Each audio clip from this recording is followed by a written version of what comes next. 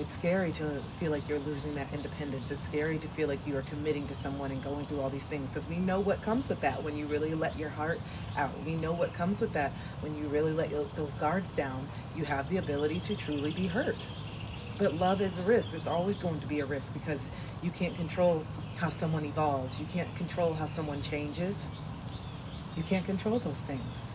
All you can control is yourself. And I knew that it was important for me to get to a place of true confidence and love for myself, so that I would never allow someone to walk all over me again. So that I would never allow someone to just do this and do that and give somebody 50 chances to disrespect me.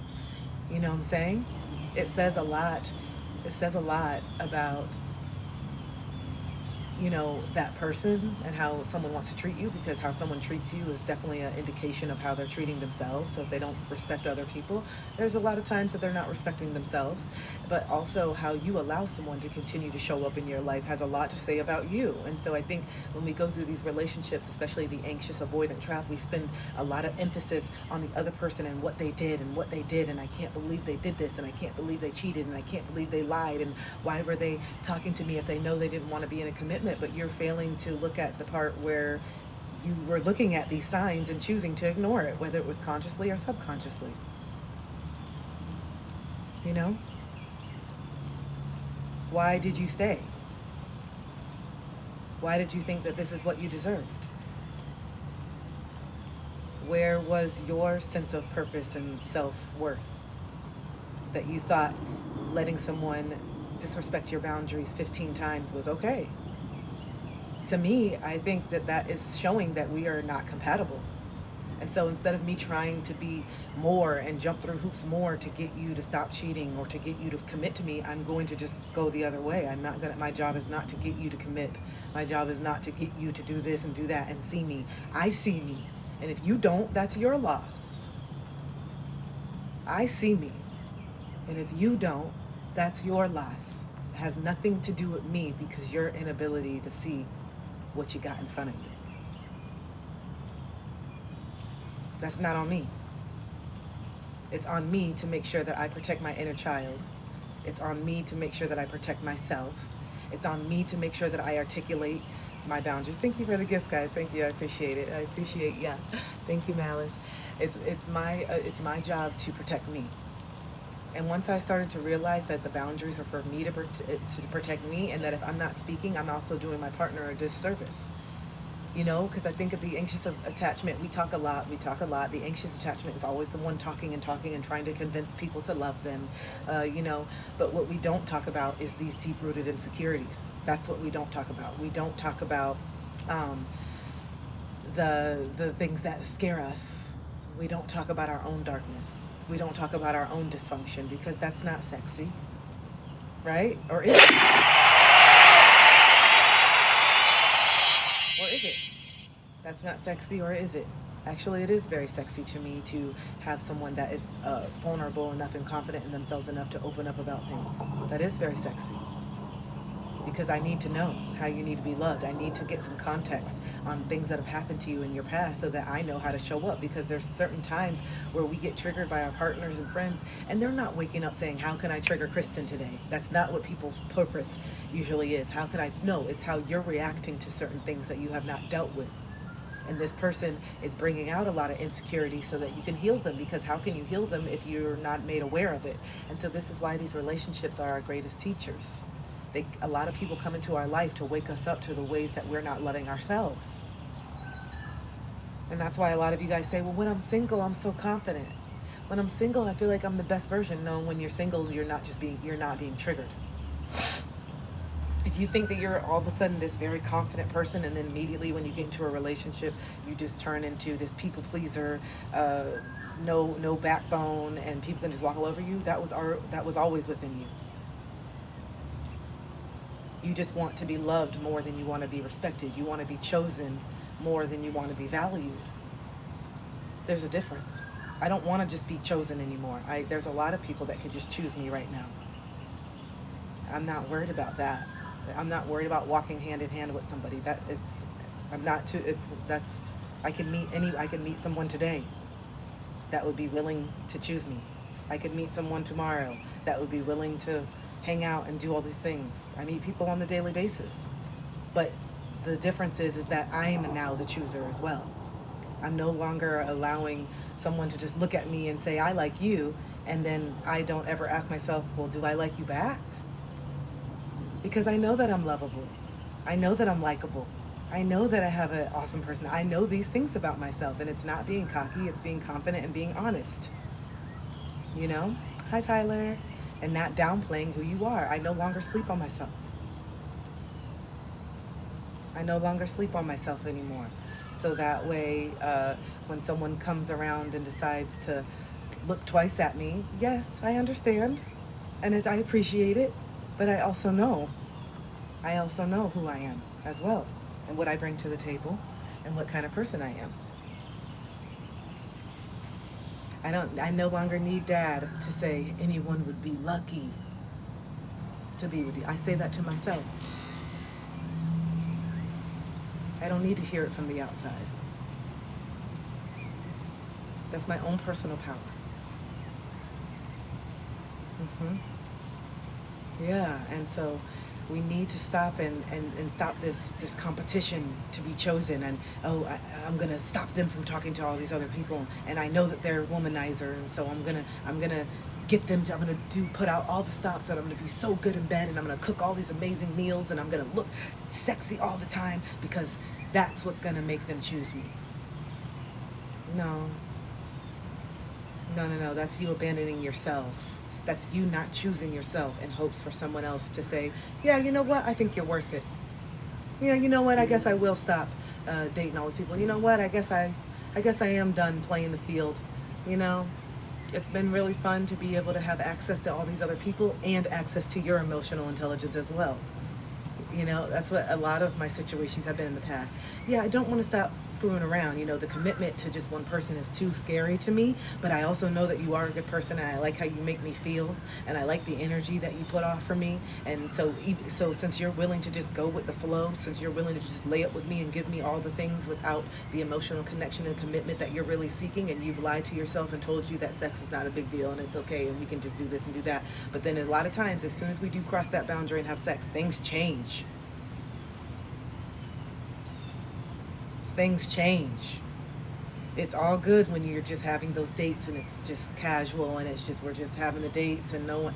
But then as soon as we cross that line, especially for women, that dopamine, that oxytocin, that stuff, all of a sudden the possession and the wait, this is mine and I'm giving you this, so I need this back. No, you're still in the situationship that was still from the very beginning, but now you made a choice to continue giving more of you without getting anything from the other person as well. This is why I'm never going to say I'm go with the flow and it's okay. No. No. Because I know myself. I know how much what that does to me when I do enter into that realm with somebody. It's not just go with the flow. You know? Hi, bonjour.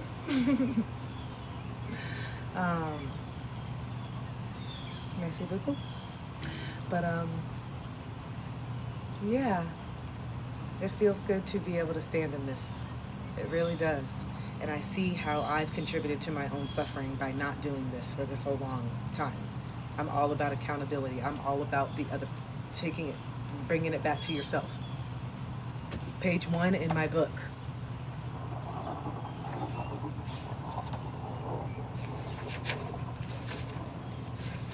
Page 1. It always comes back to you. It always comes back to you. Page 1 in my book, Uncomfortable Truths, which I'll hopefully be getting a shipment next week.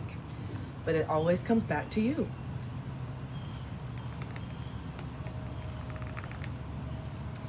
So yeah, if you have this question, if you have a question, I can.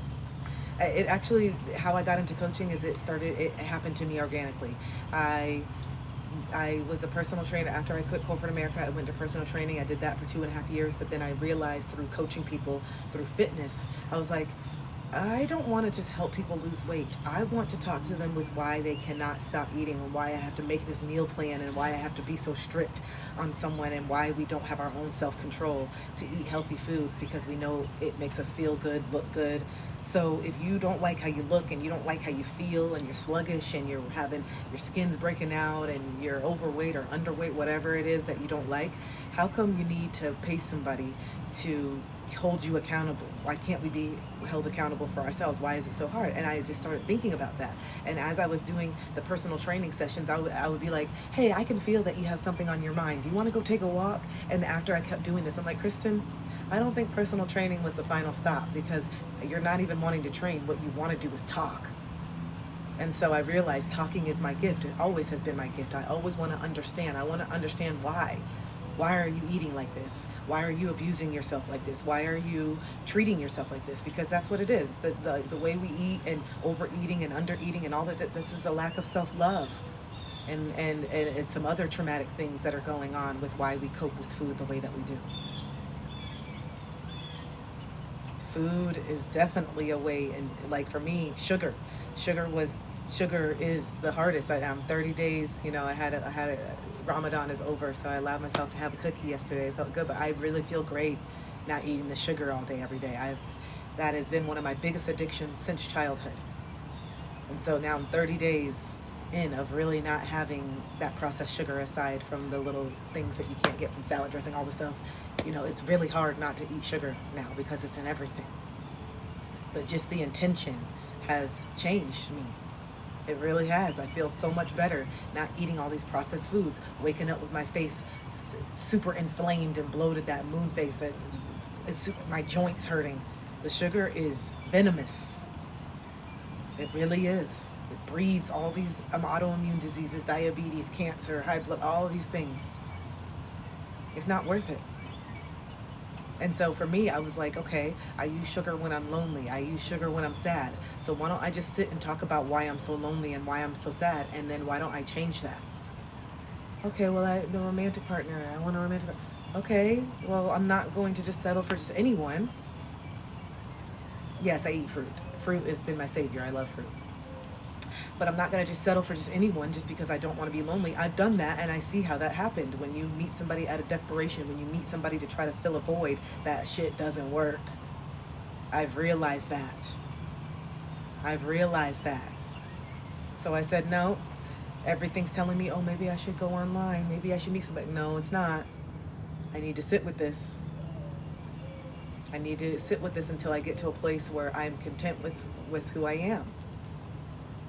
And I don't, and for me, I know a lot of my friends were like, well, Kristen, you don't go out that much, and you stay home, and and you don't go on the dating websites. I don't resonate with it. I don't feel like I have to go search. I really don't.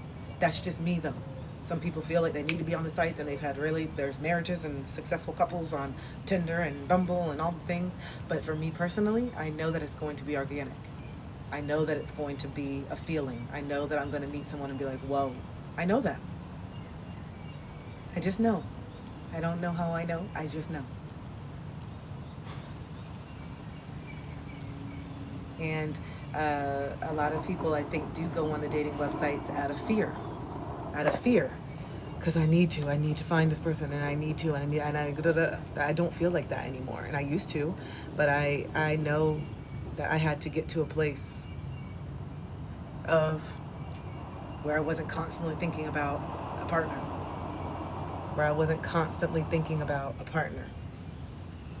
And so I knew before I started writing this book last summer, I see myself just I was just feeling so lonely. I was feeling so depressed last year. And I knew something was missing, and I was like, but it doesn't feel right. I feel like I'm still doing the same thing. Even though I've done a lot of work, I still feel like I'm kind of just sitting here waiting. But what about this book that I've been wanting to write for the last 5 years? What about this? What if I fill myself with this love? Let me see what it feels like to actually go for my dreams. And you guys, it was so satiating. I realized that the love that I was waiting to come into my life was right here. Me doing the things that made me happy. Me doing the things that scared me. Me spending the time to focus on my own dreams, because I know how I would get when I get into a relationship. I used to always lose myself and then pour all of my energy into the other person, because I had a deep-rooted belief that I needed to be needed.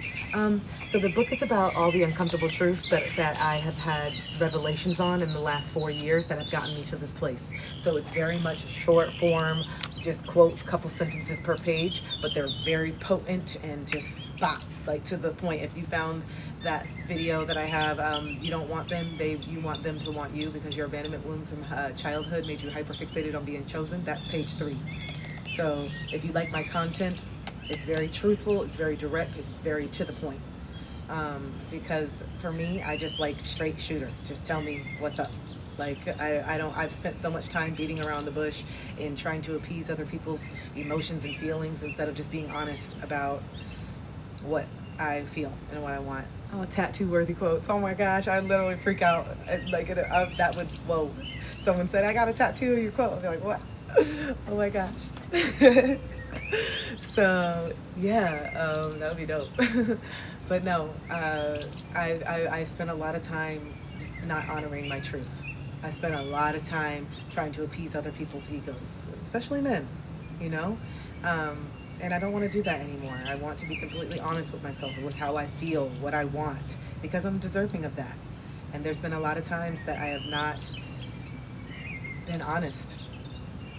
I have not been honest, and I'm not going to do that anymore, because I see how that honesty has gotten me in trouble, and it's not good for the other person. So be real about how you feel, and don't just settle just because someone is giving you attention. You can get attention from so many people. That is not love, you know? I haven't been, but a lot of y'all told me I should save them. I haven't been, no. Saving them, but yeah, like, I've gotten in a lot of trouble because I didn't want to hurt people's feelings, or I didn't want people to feel abandoned by me. So I was like, damn, I wasn't even attracted, or I don't even want to be in this. And now all of a sudden here we are 6 months later, and I'm in this relationship that I didn't really choose. And I can say that for all of my relationships. I think it's at my first one, my very first one when I was like in high school, I never really fully chose the other person. I can say that. I never really said, yes, this is a full body fuck yes. I feel so good. This is, oh, yes. It's always been like, well, they're choosing me and they're giving me attention and they're love bombing me and this feels really good. But I may not, I don't know. I don't really, there's a lot of things. And so instead of just saying, hey, we're not really compatible, or hey, I don't really feel this, I'm going to try to change them to be every single thing that I want, instead of just saying, hey, we're not compatible. And now I'm going to do what I'm gonna go be single and wait for something else, you know what I'm saying? But it's like we have these ideas that it's not gonna happen for us, and our age, and I'm getting too old, and and that's not true. That is not true. That is definitely a 3D construct that keeps us in this fear and keeps us feeling like we are incomplete until we find the partner. But that's not true. I don't want someone who says, I'm incomplete until I find you. And I don't want to feel like I'm incomplete until I find somebody else. I think there's a puzzle piece that I'm looking for, of course, in my life and this grand scheme of my life. But the puzzle piece of partner does not complete my life. You know, I think the partner that I'm calling in is going to add so much joy, so much abundance, because I'm not going to settle for anything less. I think that my partner is going to be amazing, and it's going to add so much happiness, and it's going to feel so good to do the traveling and things that I already do on my own with someone else.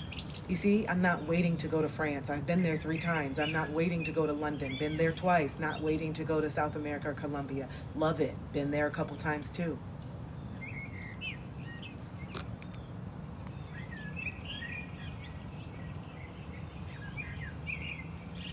Ooh, sorry, I didn't mean to do that. But yeah, been there. Sorry, I asked you, I thought it was something else if I asked you to join, don't worry about it. But yeah, I'm not waiting to see the Eiffel Tower with that, but it's gonna be great when I go again with my partner. But imagine if I would have just said, I'm not gonna travel or do anything because these are the things that I wanna do with a partner. I wouldn't have seen all the 60 countries that I've seen, and I wouldn't be the person that I am had I waited to have these experiences when I'm married or when I'm in love, when I can have them right now and then I can have them again, and it's going to be so different seeing the Eiffel Tower with someone that I'm in love with. but it was also awesome seeing it with my girls. And it was also awesome going by myself. Not a lot of people can say that they traveled the world and did these things on their own. A lot of people, they end up doing a lot of things prematurely because they feel pressure, because they feel like society and all these different things. And then, yeah, I like being a mom, but I wish I would have did this. And I like being a mother, but I didn't get to do this. No, I'm living my dreams. I'm doing everything that I've always wanted to do. And I still have the option to have a family. And I still have the option to do it with a partner. There's a whole nother section that I haven't even gotten to experience, that I've had so much joy up until now. Thank God that I did not wait and feed into that. I got the opportunity to really know myself and really come into myself so that I know what it is that I'm seeking. A lot of people, they do have to go through that divorce and then get back and do all this. I don't feel like that's going to be my story.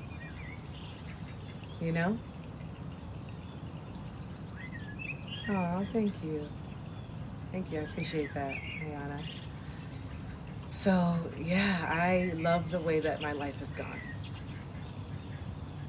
I like this. And I used to think that I was behind, and I would see all my friends, when we were 22, 23, and I was in everybody's wedding, and I was the bridesmaid and the maid of honor in like 4 of my friends' weddings, and I was always doing the bachelorettes. And I said, man, like, when is it going to be my turn? But guess what? Maybe right now I'm not celebrating a wedding, I'm not having a bachelorette, but I'm having a book launching party, and I'm going to celebrate the fact that I'm a published author. Celebrating the fact that this is year 12 or 13 of me owning my own home. I bought a home at 25 by myself. That's something worth celebrating. The fact that I've been to 60 plus countries. I think that's worth celebrating. I think I celebrate that. The fact that I'm running a successful business on my own, doing what I love. I think that's worth celebrating. I think a lot of people would want to be in my position right now, doing what they love. I think a lot of people. I do. So yeah, maybe my celebrations don't have to do with the wedding and the baby shower and all that stuff yet, but guess what? I'm still gonna get to have those. And I have this. I get to have it all. I get to have it all. Because I'm not falling into the standards of, I'm too old to be a mother and I'm too this. No, I'm right on the perfect time. Mature, know how to actually regulate my emotions, can cope with my own stuff, have gone through so much healing. I'm not saying I'm gonna be perfect. I'm not saying I'm going to be perfect, but I think mentally I'm leaps and bounds where my parents were when they decided to start a family. They were not in the emotional place to really be the parent that I needed. Love them, still got me through, still turned out being an awesome kid, but I needed more emotional intelligence. Period. I needed to know that my feelings were normal and okay. I needed to know that I could go and scream and kick and cry and I wasn't going to be ostracized. I needed to know that I could be mad and I wasn't going to be gaslit and invalidated and shunned down and called selfish. I needed parents that were able to sit and talk to me about things.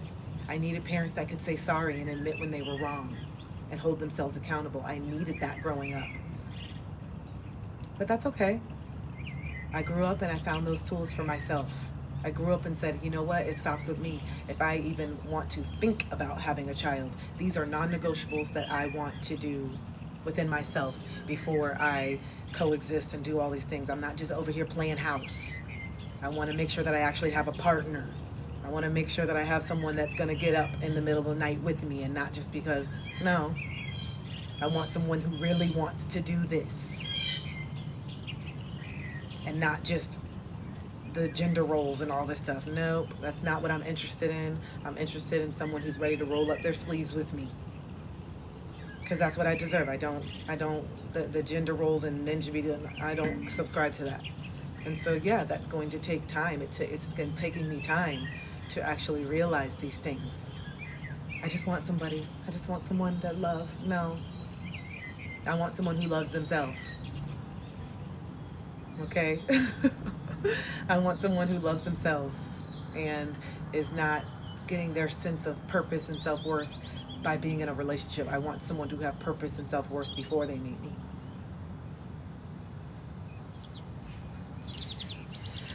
How does someone find themselves after being lost for a year? You start exploring. You start getting honest with yourself. You start self-reflecting. You sit in your own silence. You ask yourself the uncomfortable questions. You answer them honestly. You start putting yourself out there in situations that scare you. You start trying new things and see if you like it, and then if you don't have to do it again. You take a pottery class. You start painting. You go back to your roots when you were a child and said, man, I remember I used to be in ballet all the time and that's where I felt the most happy. Well, you go take a ballet class as an adult. You say, wow, I remember when I used to be in the band and I used to play clarinet and I used to play that clarinet for hours and hours. And then you grow up and you say, why did I stop playing music? Why did I go into banking when did I used to crunch numbers for hours and hours? If that's your thing, then you're in the right job. But I didn't used to do that. I like to be free. So I started playing music again. It's really actually black and white when you actually think about it. Hi Germany. Danke. Yeah. It's just like we a lot of us just jump right to plan B and we didn't even try plan A because we didn't have the support and the encouragement, because plan A is scary. Plan A means putting yourself out there. Plan A means you have a chance to be rejected, but so does plan B, because how many of us have not gotten jobs and interviews and everything and we feel some type of way? You're going to get rejected in all aspects. Plan A, plan B, there's rejection all the time. It's how we feel about that rejection. It's what the meaning that we give to that rejection that keeps us stuck. Because a lot of us give the meaning that we're not worthy enough. That's the meaning that we give rejection. Oh, rejection must mean there's something inherently wrong with me. No, it's not. Rejection is protection. Rejection is redirection. Rejection means that just right not now. Rejection means, nope, you keep doing the same thing and it's time for you to do something different. So Spirit's going to block you from getting this job because you've already gone from 10 of the same call center jobs, and all the call center jobs are the same, because what's true is that you don't want to be working for somebody. So it doesn't matter what bank you go to. It doesn't matter what call center you go to. It doesn't matter what convenience store or whatever it is that you're working to just make it ends meet. What you really want is to feel fulfilled and feel passionate about what you do. You don't want to keep working this dead-end job as a means to make money, and then on top of that, you're not even making the money that you really want to live the way you want to. So what is the benefit in you? What are you getting out of this? You're just working to pay bills, which is making you resentful, which is making you angry, which is making you stifled, which is making you stagnant. The reason why you guys always comment on my energy is because I have done a lot of work in the last 4 years to curate this energy within by making sure that I'm doing things that I love. If I don't love it, why am I doing it? If I don't love it, why am I doing it? Oh, because I need the money, I got to pay the bills. Okay, well, all the free time that I have, that I used to go out, all the free time that I had where I used to go out and drink and do all the things, well, I never was a drinker, but all the free time needs to be going towards figuring out a plan. Because the more I'm out in the streets just playing around, acting like escaping this, the longer a year goes by, another year goes by, another year goes by, and I'm still in the same damn place. And that was me year after year. I'm still in the same damn place because I'm not willing to sit down and stop escaping the uncomfortable truth that I am not happy. I'm not happy in these relationships. I'm not happy with this job. I'm not happy in my friendships. I don't like the way that me and my family coexist. I don't like it. So everything had to be broken down in 2021. I broke down completely. In 2021, I was a shell of myself. In 2021, you guys would not even have recognized me. I was a shell of a human, chasing after somebody who had made it very clear with their actions did not want to choose me back. They said that they did, but their actions said otherwise. And I kept falling for the words instead of looking at the actions and tapping into how this relationship was making me actually feel. Yeah, you're saying that you want me. Yeah, you're saying I'm the love of your life. You're saying that you want to get married. But everything that you're doing shows the opposite. So why do I keep listening to this? Because you're telling me what I want to hear and I'm falling for it.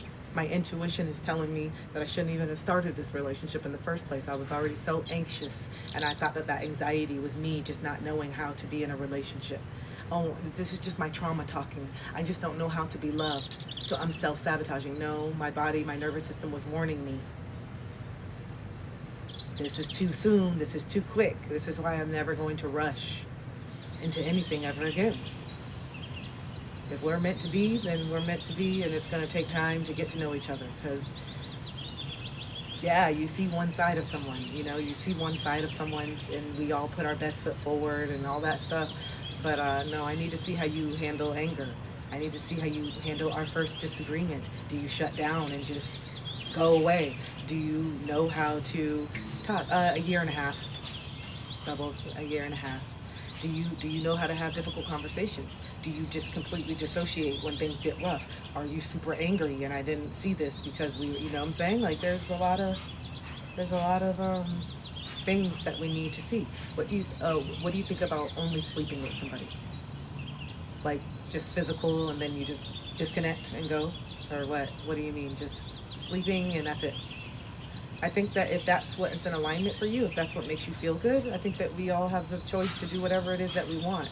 But I think that if you're doing it because you're trying to get something, if you're doing it because you want to be chosen, then we're doing it for the wrong reasons and you're going to end up hurting yourself because you're doing it because you're attached to an outcome. So if this person doesn't give you the outcome, then you start to feel resentful that you're giving yourself to this person and they're not choosing you when really they didn't want to choose you from the beginning.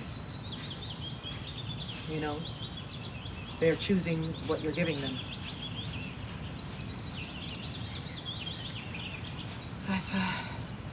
This is called a hand pan, and this particular instrument I've been playing for like a year and a half. But I play the clarinet, I have crystal bowls, I have a whole bunch of instruments. I'm actually doing a sound bath at the end of April, so if you're in the Tampa Bay area and you want to actually experience a sound healing in person and see how beneficial it is and how it makes you feel, the link is in my bio if you want to grab a ticket. I also have a new abandonment workshop that comes out on April 26th as well. So if you missed the one last Saturday, there's another one. I am working on the digital download, but I am trying to decide how I want to do this because a lot of people who are in the workshop also want the download, and this workshop is only $25. So to be honest, I feel like that's a little too low to be giving all these things. I really had to sit with myself this weekend and be like, damn, I'm giving a lot for $25. So I will be sending out a few links for those who missed it, but there is an opportunity to continue the workshop if you couldn't make it. I do have to hold you guys accountable too, as well. So I can't accommodate everyone. So I've really been sitting with that this weekend because I'm like, this is a lot of intellectual property and work that I put into this. So when will I be coming to New York? Hopefully soon. I do want to come on like a tour, book tour or something, I really need to get my launch. I need to get my book out there and start to do it. And then, if I'm requested to come to different states, I would actually love to do a tour. I would actually love it. Yeah, I think so too. LJ, I do. I like to have different tiers of service and stuff, but also it's a lot of energy that goes into creating this stuff. So Oklahoma City, I actually loved it when I drove across the country. I drove from Tucson, Arizona back to Florida, and I drove through Santa Fe, Oklahoma City. I stopped in where else did I go? Nashville, and then I went home. But Oklahoma City was so beautiful. It's called Uncomfortable Truths. Uncomfortable Truths. Hi, G.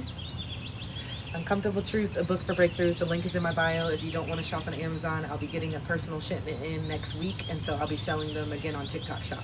So make sure you are ready if you want to. Anything that comes from me or TikTok Shop, it will be signed if you want a signed copy of it. So, yeah.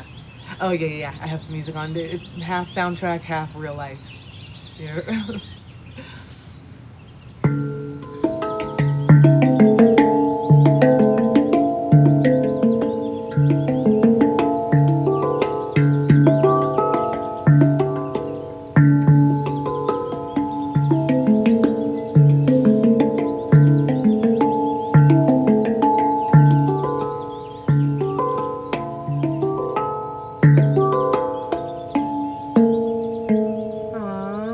Appreciate you. Thank you for doing that. That's so sweet. I appreciate you, babe. So let's actually choose a random page. Let's choose a random page. Let's see who's in here. Spirit, who is in here? What page of my book do they need to hear? What uncomfortable truth do they need to hear right now? What uncomfortable truth? Dang, This is what I'm talking about. I feel like everything I start talking about, I end up, it's just a confirmation. Okay, so page 53, if you already have the book. You projected your love on them and became resentful when it wasn't reciprocated. Hi, Ginger. You projected your love on them and became resentful when it wasn't reciprocated.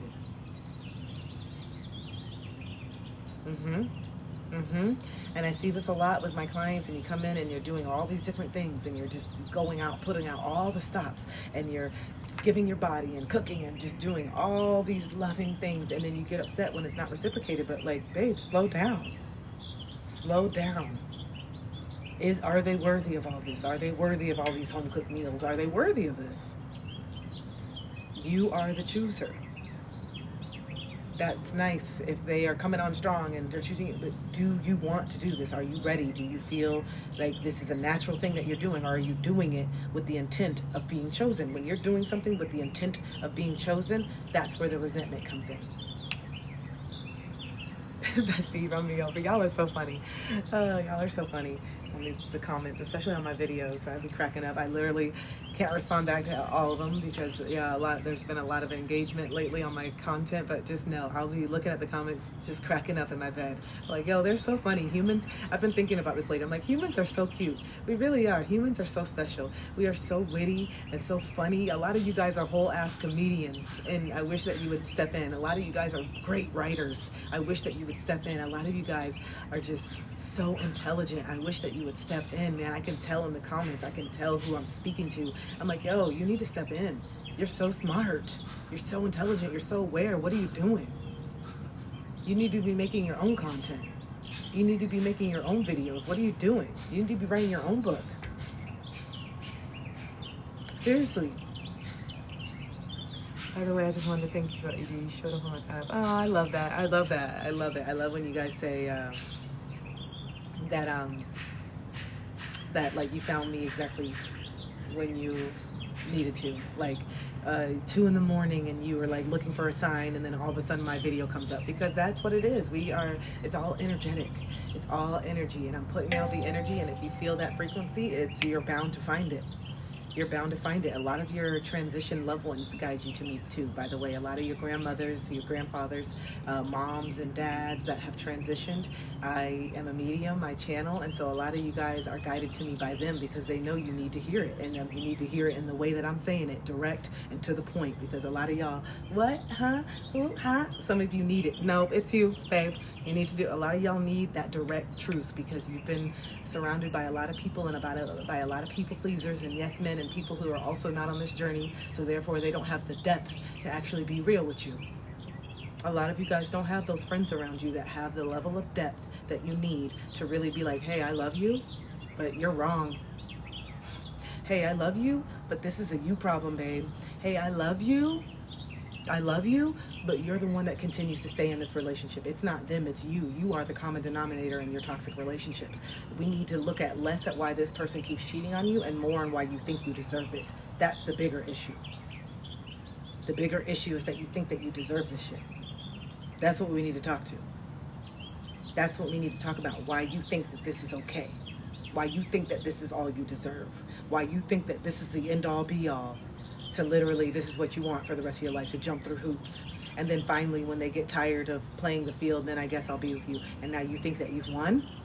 You think that's a win? A lot of you guys look at love as a competition. It's not. Love should be given freely. Here you go. This is my heart. Here it is. You don't have to prove nothing. I'm seeing who you are as a person, and I'm not just looking at the good sides of you and the parts of you that are awesome and the parts of you that are this and that. I'm also falling in love with the parts that are struggling. I also am falling in love with the parts that are angry. I'm also falling in love with the parts that don't have it all together, and the little quirks and the things and the fluster. Like, I have ADHD. So yeah, I'll be leaving cabinets open and stuff. I'm just like a hurricane. I'm trying to get better at it and like try to slow down my brain. But I am that person that will come outside to water the plants. And then I also will notice that I need to sweep. So then I'll start sweeping, and then I won't water the plants. Then I go back inside, and then I turn on some music, and then I'm like, oh, I should do a breath work really quick. And then in the middle of the breath work, I realize that I didn't water the plants. And then I go back out and water The plants. I'm sorry if you can't hear, babe. Let me turn it up. I don't know what to tell you. They're not. It's not that loud, to be honest. But yeah.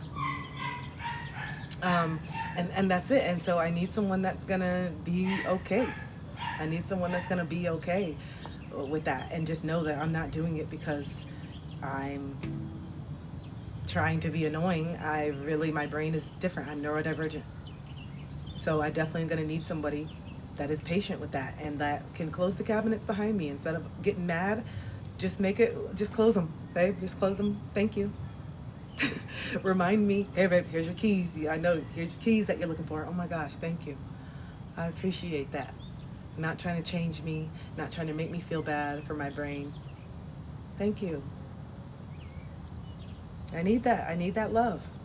I need that patience. It's how my brain works, and I'm not going to be ashamed of that anymore. Maybe I need to be with somebody else who has ADHD so we can just both be leaving the cabinets open together. I don't know.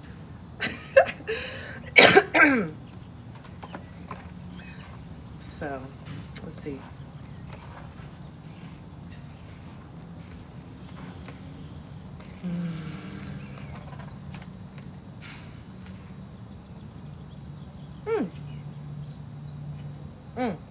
Page 100 and 101. I think we're going to read both of them. But I looked at page 101 first. Okay. So page 101. You are responsible for speaking your truth. You're not responsible for how someone reacts to it. Did you hear me? You are responsible for speaking your truth. You're not responsible for how someone reacts to it. That is a big reason why you don't speak your truth, because you're so worried about the shame that someone may feel when you're honest. You're worried about someone getting angry with you when you're being honest. You're worried about someone feeling sad when you're honest. But I need to know why this person can't feel sad, can't feel angry, can't feel shame. These are all very normal, basic human emotions that we all need to feel at some point in the. If you didn't feel the shame, once in a while, how would you grow and be like, damn, I don't like how this makes me feel? Because shame is the lowest vibration that a human can feel. So how would you know, ooh, I don't want to do this again.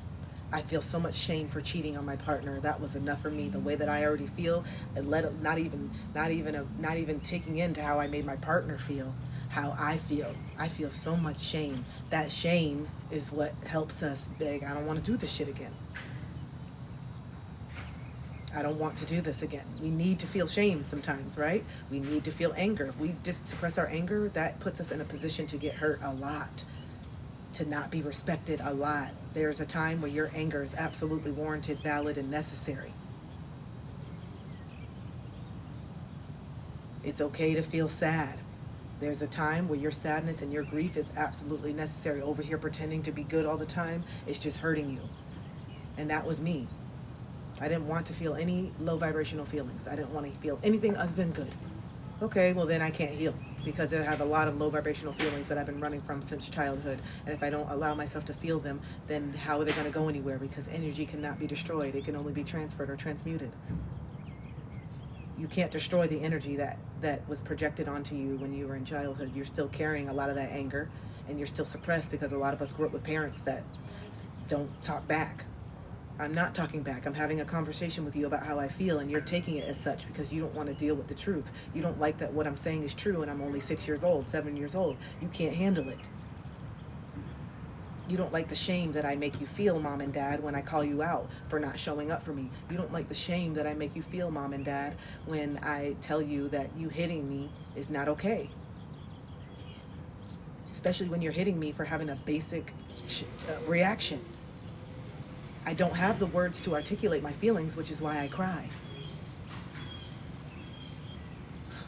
I don't have the words. I'm waiting for you to sit down and teach me the words and the dialogue for why I'm crying. I don't know why I'm crying. I don't know why I'm so upset. I don't know how to articulate it. I'm too little. So then you hit me more. So now I'm learning as a child, it's not safe for me to cry. It's not safe for me to express my feelings. So here starts the emotional suppression. Here starts the stunting. Here starts the stunting of your emotional intelligence, which is why we're 30, 40 years old and we're still trying to figure it out. Because those basic tools were never given to you, and that intuitive behavior like crying to regulate your nervous system was cut off because you learn quick. I don't want to get hit with a belt. So let me suck this shit up. I don't want you to slap me across the face. Let me suck this shit up. I don't want to not be able to eat dinner and have to sit in my room and have to be, ostracized and I don't. Let me suck this shit up. And then you wonder why you say sorry when you start to cry. Don't apologize around me. I always tell my clients that. I always tell my clients, we do not apologize in these sessions for feelings. So let me just hold on and start correcting that behavior right now. Don't apologize for crying. Don't apologize for being angry and yelling. Not with me. And also, let it out. We are conditioned when we were sent to our room, when we were crying, when we were told, I'll give you something to cry about, or you better stop crying. This is why a lot of us deal with all these uncomfortable emotions by ourselves. And we don't let anyone be there for us. But then on the flip side, we want to get married and we want to have this best friend partner, but you don't even feel comfortable crying around them. You don't even feel comfortable being yourself around them, but you want someone to love all of you. Tell me how that happens. Tell me how someone actually can choose all of you when you're not brave enough or you don't feel worthy enough to show all these parts to someone that you're getting married to. That you're choosing to be in life partner with. You want your best friend, but you're not willing.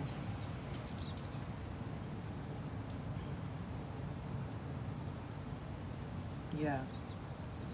And that's what you have to say. If I don't feel safe enough to do this, and that's what's also so interesting too. I don't feel safe enough to tell somebody that I'm insecure, but I feel safe enough to let somebody literally in my body. I feel really scared to let you know that I need this or I need that, but I'm not too scared to just let you enter me. Sorry, I just think that that's wild. I do. I feel like that's such a disconnect, and I think that we have really gotten to a point with our society where we don't treat sex as sacred. Even if you're not in a full-blown relationship, there's still a level of consciousness and respect and love that I need to feel from someone before I'm willing to do that shit. I don't want to do it with just any person that's running wild and doesn't have their own emotional intelligence. No, because I know how strong energy is, and I know that I'm a receiver. As a woman, I am a receiver. And I know that there's a lot of toxicity, there's a lot of pain, there's a lot of trauma that people carry, especially men, because they're not as open with healing. I love seeing more and more men heal now. I love booking sessions. When men book sessions with me, I get even more excited because I'm used to talking to women about feelings. But when a man books an appointment with me, I get a little more, because I think it's healing the part of me that always wanted to talk to my dad about things. And so I feel like, man, I could never get that connection with my dad. And so I see my dad in all these men, you know what I'm saying? Like, oh, well, yes, they're actually wanting to do this work. Let's go. Oh, I want to be that safe space to let them know maybe they've never had an experience with a woman being able to hold space and not make them feel like shit. If I can be, I'll be that person. I love it. I'll be that person. I think that's an honor. It's an honor to have someone feel safe enough with me to open up and cry and show the emotions. That's an honor. I don't take this shit lightly. I don't take it lightly. Because I know how hard it is. I know how hard it is. I know how suppressed we are. So I don't take it lightly. So the other page. Children are mirrors to your own childhood, which is why they may trigger you so deeply. Children are mirrors to your own childhood, which is why they may trigger you so deeply. So how many people here have children that are triggering the hell out of them? Raise your hand. Put a heart in the chat if you are going through your healing journey right now, but you're also raising a child at the same time. And the reason why you're on this healing journey is because you started to wake up through your own child. And now you're starting to see, oh, damn, I am going to perpetuate these cycles if I don't get it together. I am hurting my child the same way that I was hurt in childhood. And then how many of you have felt a lot of shame? Let's put that in the chat too. No judgment. How many of you have felt a lot of shame?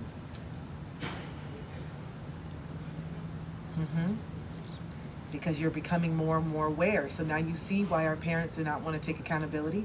Now you see why our parents wanted to keep staying on the substances and running and chasing the women and workaholic. You see why? Because as soon as you slow down, as soon as you start to become aware, that awareness kicks your ass.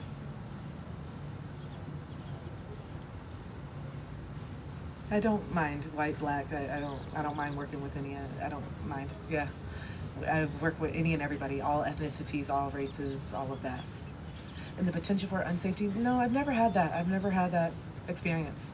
I think that everyone that comes to me really knows, and they've seen my content and they know who I am and how I show up. I've never had one situation where I felt unsafe. But if I did feel unsafe, if I did feel disrespected, I would handle it accordingly. But I don't feel scared of that. It's not a fear that I have working with someone of a different race or ethnicity. I've worked with so many people. Yeah.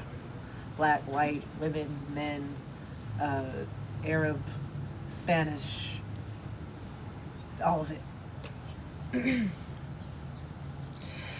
So, yeah, what was I saying before that? Oh yeah. The children, you recognize that shame that you're feeling, and this is why our parents do not want to have these conversations. This is why some of your parents still don't want to. You know, some people still don't want to. Our parents still don't want to feel and face that shame. My dad was one of them. My dad chose to stay in that denial. He chose to look the other way. My dad was very, very intelligent, a very intelligent man, but he did not have the courage to really look at himself and say, hey, I did not do what I was supposed to do. But maybe he did, but maybe he did do what he was supposed to do, because he was supposed to abandon me, and he was supposed to have, have the relationship that he did with me, because this is why I'm the person that I am now. My dad didn't know how to connect with me, like, hey, my daughter, here and there. He could connect in small little spurts, but at the end of the day, he was doing that bare minimum of what he needed to do, and then let me get out of here and go do the things I really want to do. Because I honestly don't think my dad wanted to be a dad, to be honest. I think he wanted to have fun and go run the streets and do the things and be free. I think that's what he really wanted to do. But this generation and what happened and all the different stuff, he got roped into it. My mom was like, we're getting married. If we're going to do this, we have to have, it was a lot. It wasn't really, they didn't really choose each other. Society and the pressure chose them. Society and the standards is what chose them. Oh yeah, I'm good. Yeah, you're fine. Thank you. Thank you. I appreciate that. I love it. People are so sweet. He was asking if he was bothering me. I'm like, no, I'm outside. This is a public space. I'm only outside because my house is being worked on and I have to get new carpet and I had a flood and all the shit. So I normally don't do my lives outside, but I appreciate people being respectful. It's so beautiful. I love that. I love people. I really do. Just stuff like that. Little things like that. A stranger making sure that they're not being too loud, even though I'm the one that's out here. This is what I'm talking about. That's love to me. That's love. Let me just go on that because I know a lot of us, I feel so lonely and I just feel like, no, there's love all around you. It's the way that you perceive it. There's love all around us, okay? There's love all around us.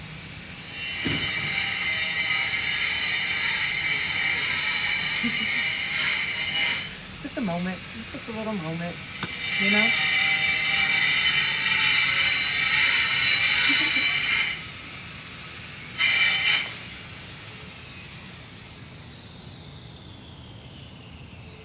All right, now we're back. You see what I'm saying? It's just how it is. We're all sharing this space, you know? This is your first one, yeah, okay. But yeah, there's love all around you. You just have to see it. You have to actually see it. It doesn't always look like a romantic love. It doesn't always look like what you think it's supposed to look like. There's love with that stranger and that interaction that you have at the grocery store. There's love when you tell somebody that they look beautiful today and you can see that they really needed that comment and they light up. There's love when you see a homeless person and you decide, hey, let me go get them a meal. That's really loving too. That feels really good. So for me, because I was craving that romantic love, I was craving it. I'm like, well, I need to give. I have so much love to give. That's what I always say. I said, I have so much love to give and I just want to pour into someone. I just want to, but I just don't have anybody. There's so many people that need my love. Doing this is me pouring into love, and I'm feeling the love back from you. I do have a thing that I'm building for homeless people right now, and I adopted someone. I did. His name is Mr. Kenny, and I love him, and he's like a grandfather he's just like a grandfather, and I want, like, honestly, I love him so much, I feel like I would invite him over to take a shower. That's how much I trust him. That's how much of a light that he still is. And I adopted him. Every time that I'm there, I get him meals and different things. I love him. I really do. I love him, and I see him, and it makes me feel good to say his name and call him. I asked him, what's his name? What is it? He's, just because he's homeless doesn't mean he's not a person who has human feelings. And so I'm doing this huge benefit, and it's going to take a lot of work and a lot of help, but it's called Hype Up the Homeless. And there's going to be this big thing that I'm going to be doing, this nonprofit where I have tons of donations and sponsors, and I want to help. I want to help. I don't like how people have enough money to end world hunger. People literally have enough money to help countries, whole countries, and then you're choosing to buy more of this and buy a jet and go to Mars and do all the shit. So you know what? I'm not going to get mad, because people have free will to do whatever they want with their money. I'm going to make the money to do whatever the fuck I want to do. I'm not going to be mad that certain people have all the money and why are they not doing it. I'm not going to just keep getting mad and asking why. I'm going to create the wealth on my own, and then I'm going to do what the fuck I want with it. I'm not going to wait and get mad at everyone else. They're doing what they want to do with their money, and that's going to be them, and they're going to have to answer when there's time for their review, they're going to have to go through their stuff and say, what the hell was this? You know, when they go through their life review, what was y'all this about? You over here buying jets to Mars, and people are over here eating out the garbage can. Make it make sense. And stay your ass here, because we don't want you fucking up Mars next, okay? Stay your ass here, because we don't need you fucking up Mars. Leave Mars alone, damn it. We don't want your ass, okay? Stay your ass down there on Earth. It's ghetto and dense, okay? Because I'm not from here. Just to let y'all know, I'm not originally from Earth. I can tell. I don't belong in this bitch. I'm just here to do a mission and get the fuck up out. Don't call me again, okay? Don't call me in the year 2075. Hey, Chris. Excuse me. When I'm over there in my avatar with the avatars, just diving, and one with the animals and cohesive. Don't call me, yeah, we have another crisis on Earth. I know, there's one every century, okay? I did my part. Don't call me again. I'm not coming down to this bitch ever again, okay? That's why I'm learning all the lessons. That's why it was so crucial for me to forgive my dad and break the cycle of just having resentment when your parents pass away and just having your parents die with all this hate in your heart. That's why I woke up. I woke up and said, nope, I'm breaking these cycles, because I'm not coming back.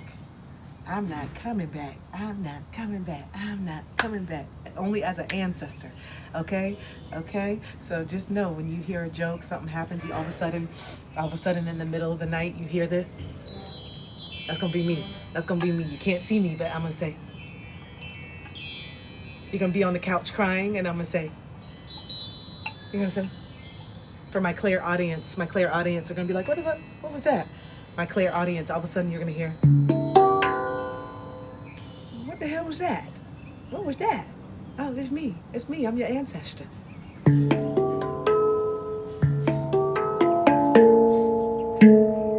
Okay? Okay. That's it. Okay? So I'll be back, and I'll be over here. Come on. Do your thing. But no.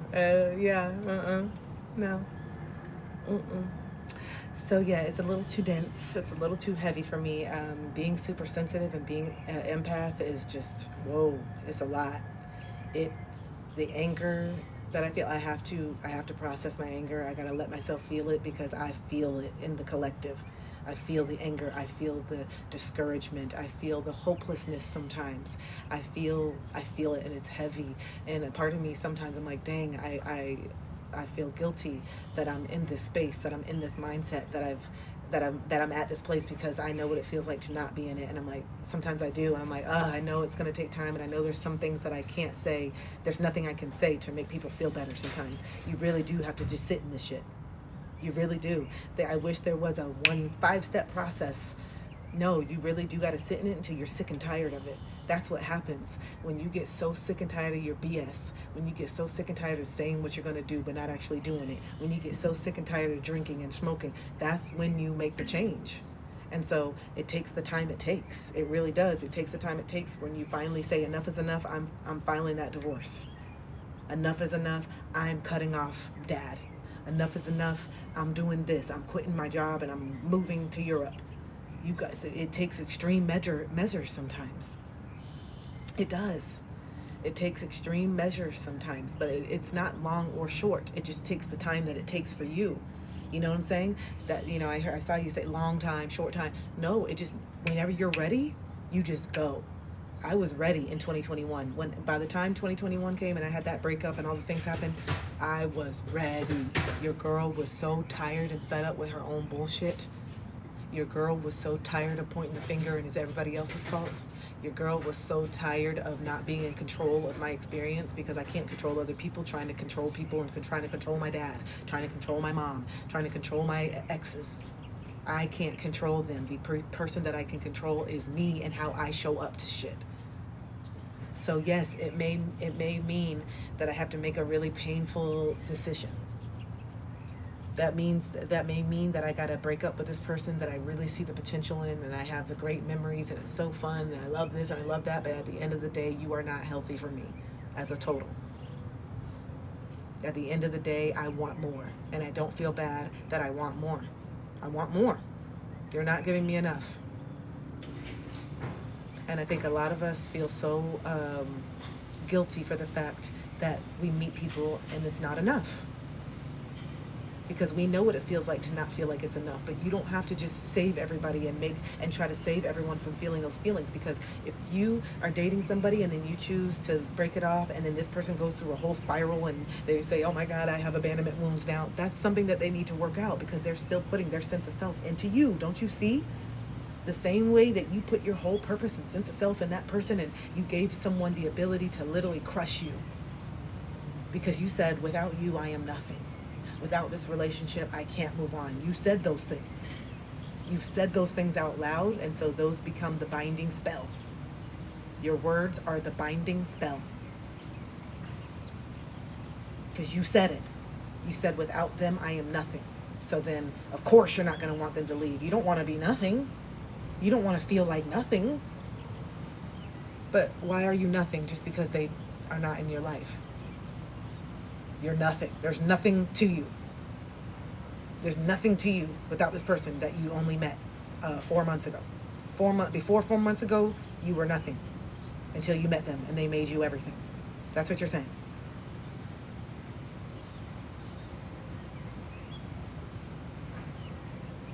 Yeah, no. I don't think that's not the belief that I want to have anymore. I am willing to let go of everything that's holding me back. I like that affirmation. Okay, you said that out loud, so watch when things start to leave your life. Don't hold on to it with a death grip now. Key, you just said it out loud. So when all of a sudden the friends start distancing themselves, don't grapple and try to get the friend back. Don't grapple and try to get the friend back. When all of a sudden it's becoming more and more clear that the job is not for you, and then you realize, oh my God, I gotta quit this job. Don't try to hold on to the job. Let it go and trust. Let it go and trust. Something better must be for me, because if I thought this relationship was the end all be all, gosh, what's going to happen when it actually is the right relationship? How am I going to feel? If this relationship made me feel so good, what is it going to be when it's actually the relationship that God has for me, or the relationship that the universe has for me, my divine counterpart? What is it going to feel when it's the person that's actually made specifically for me? Whew. What is it going to feel like to have that love actually reciprocated? What is it going to feel like to actually have someone who can meet your level of depth? Because I don't want to always be the coach. You feel me? I'm a coach for my job, but when I go into a relationship, I want that to be a place where I can learn as well. I want that to be a place where someone is just as a free and deep thinker as me and can show me different things. I'm tired of always being the coach. I'm tired of always being the most evolved emotionally. For real. I want evolved, emotional, intelligent people around me, and especially with who I'm choosing to marry. It's a non-negotiable for me. Your looks are only going to get you so far. And yes, I want to be attracted to the person. That's a must. I think I've always downplayed being physically attracted because I'm able to see the beauty in people and the personality and all those things. But also, no, I need to be visual. You need to be visually enjoyable to me too. I'm tired of having to sacrifice that shit too. For real. And I'm not going to. I need to want to feel like I want to jump all over you. I need to feel like I want to be, I'm not going to settle for that shit anymore. That is one thing I am not going to settle for. Yes, I can see the beauty in people and I can connect with people emotionally and I can have these deepness with a lot of people. I can. And I think a lot of times too that the kindness and the way that I treat people with respect and I'm kind, like that is something that a lot of people are not used to. That is something that a lot of people feel very like, whoa. And I'm like, this is just a basic shit. Like, you're a human. You deserve this respect. You deserve this kindness. I don't need to be in love with you to affirm you. You know what I'm saying? And I think that people are so not used to that basic human kindness and interaction and decency that they're like, whoa, you know? And so I can see that too. I can really feel that too. But for me, I'm not going to settle. And it doesn't make me shallow and it doesn't make me all the things that I thought it was because I want to actually be attracted to the person that I'm with. Men have no problem saying, nah, I'm not attracted physically. Men have no problem being like, nope, I don't like her body. No. So no. We all have preferences and there's nothing wrong with that. We all have preferences and there's nothing wrong with that. So I'm going to have the emotional intelligence and I'm going to be very attracted to you. I'm going to have the kindness and the warm, gentle heart, and I'm going to have someone who's a leader and direct. I'm going to have that vulnerability and that gentleness and that directness and like, hey, chill out. I need both. I need the duality. I need the duality of all of it. I need the duality of all of it. I do. So, and I also, like, now that I'm very much in my awareness and my intuition, I'm very intuitive. I can tell when someone is telling me what I want to hear. I can tell when someone is trying to shapeshift into being the person that I need them to be. I can tell that, and that's a turnoff for me. I can tell that. I can feel when someone is everything. I can tell. I can tell when someone's being genuine and authentic. I can tell when someone can disagree with me and say, actually, have an opinion. I don't need you to have the same opinions as me all the time. What's my type? I don't know. I'm still sitting with that. I think I've had very different types. What is it? How does it look? Get back to you on that.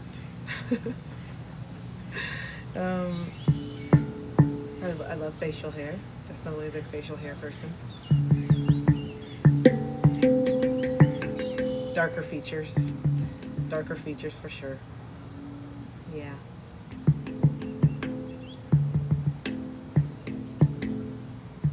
Bigger, taller. Yeah.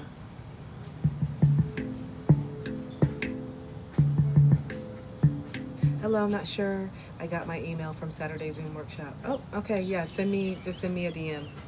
Send me a DM if you did not get it. A few people didn't get it, so yeah.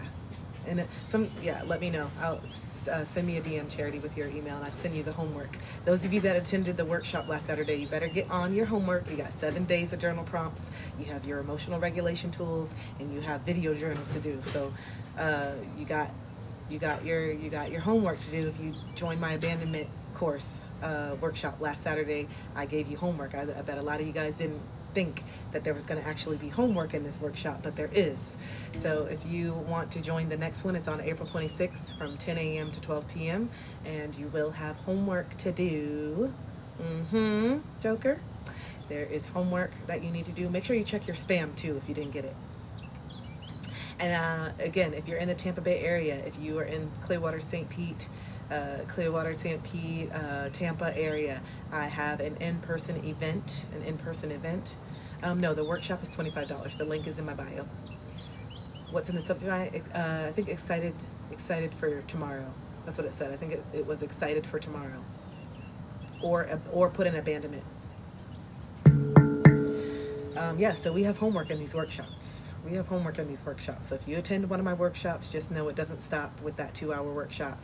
I want to leave you with tools on how to actually start embodying this. Okay? Aw. Hi, Liverpool. Yeah, check it again, and if not, just send me a DM and I'll send it to you directly, babe. But yeah. Yeah. The emotional regulation is key, you guys. The emotional regulation. I'm trying to work on it. I'm trying to, sell the link. I'm in the process of finishing up, putting it into a hard drive that everybody can have access to. And then, yes, I will be selling the link. I'm just trying to figure out how to do it automatically because I don't want to be a part of the process. I'm working with someone on my website now and everything, so that way you guys can just buy it and get the link. I don't want to be a part of the process because that's too much work for me to keep up on everybody who's paying. So I'm trying to figure out a payment thing, and then I'll do it. You guys see, and so you see, I'm doing my business. It's like year 4, and I'm still figuring it out as I go. You know, I don't have a whole team yet. I don't have a whole team, and so I'm my own team. I'm the accountant. I'm the bookkeeper. I'm all of it. And it's exhausting. And so once I'm consistent in the money that I'm making, then I feel comfortable enough to start hiring people and start, but it's getting there. I'm getting close to getting an assistant. I'm getting close to hiring an accountant because I need that. I need that.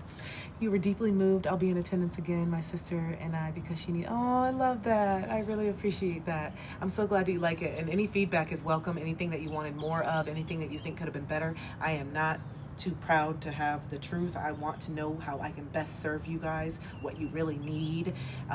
So please give me honest feedback on the workshops. I'll send out an email actually. Please give me honest feedback on the sessions. I want the feedback. I want to know how I can serve you guys better because I'm doing this for you. I mean, it fills my cup up. I love it, but I'm doing it because I want people to help. I will miss the April workshop, but I will attend the following. Okay. Yeah, I want people to heal. This is what keeps me up at night. When people say, what keeps you up at night? The fact that people don't feel valued in this world, the fact that people don't value themselves, the fact that people don't think that they matter, that keeps me up at night. The fact that people think that this is it.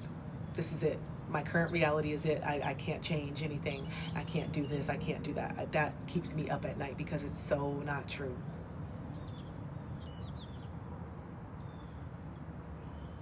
Oh, I love that. Okay. Thank you. Calypso, yes, and I saw your message. I still have to get back to it. This weekend I was just very tired and overwhelmed, so I was trying to take a break from social media, so I think I saw your message, so I can't wait to dive into that a little bit later. So, yeah, it's how we believe in ourselves and what we feel about ourselves, and I realized that I didn't think a lot about myself at all, and it's like, I feel sad for that version of me that didn't see how amazing I am and how talented and how smart. I am extremely intelligent. For me to think that there was a moment where I did not think that I was intelligent, I am so intelligent. What the heck? Where did I get this idea from? My mom, my dad.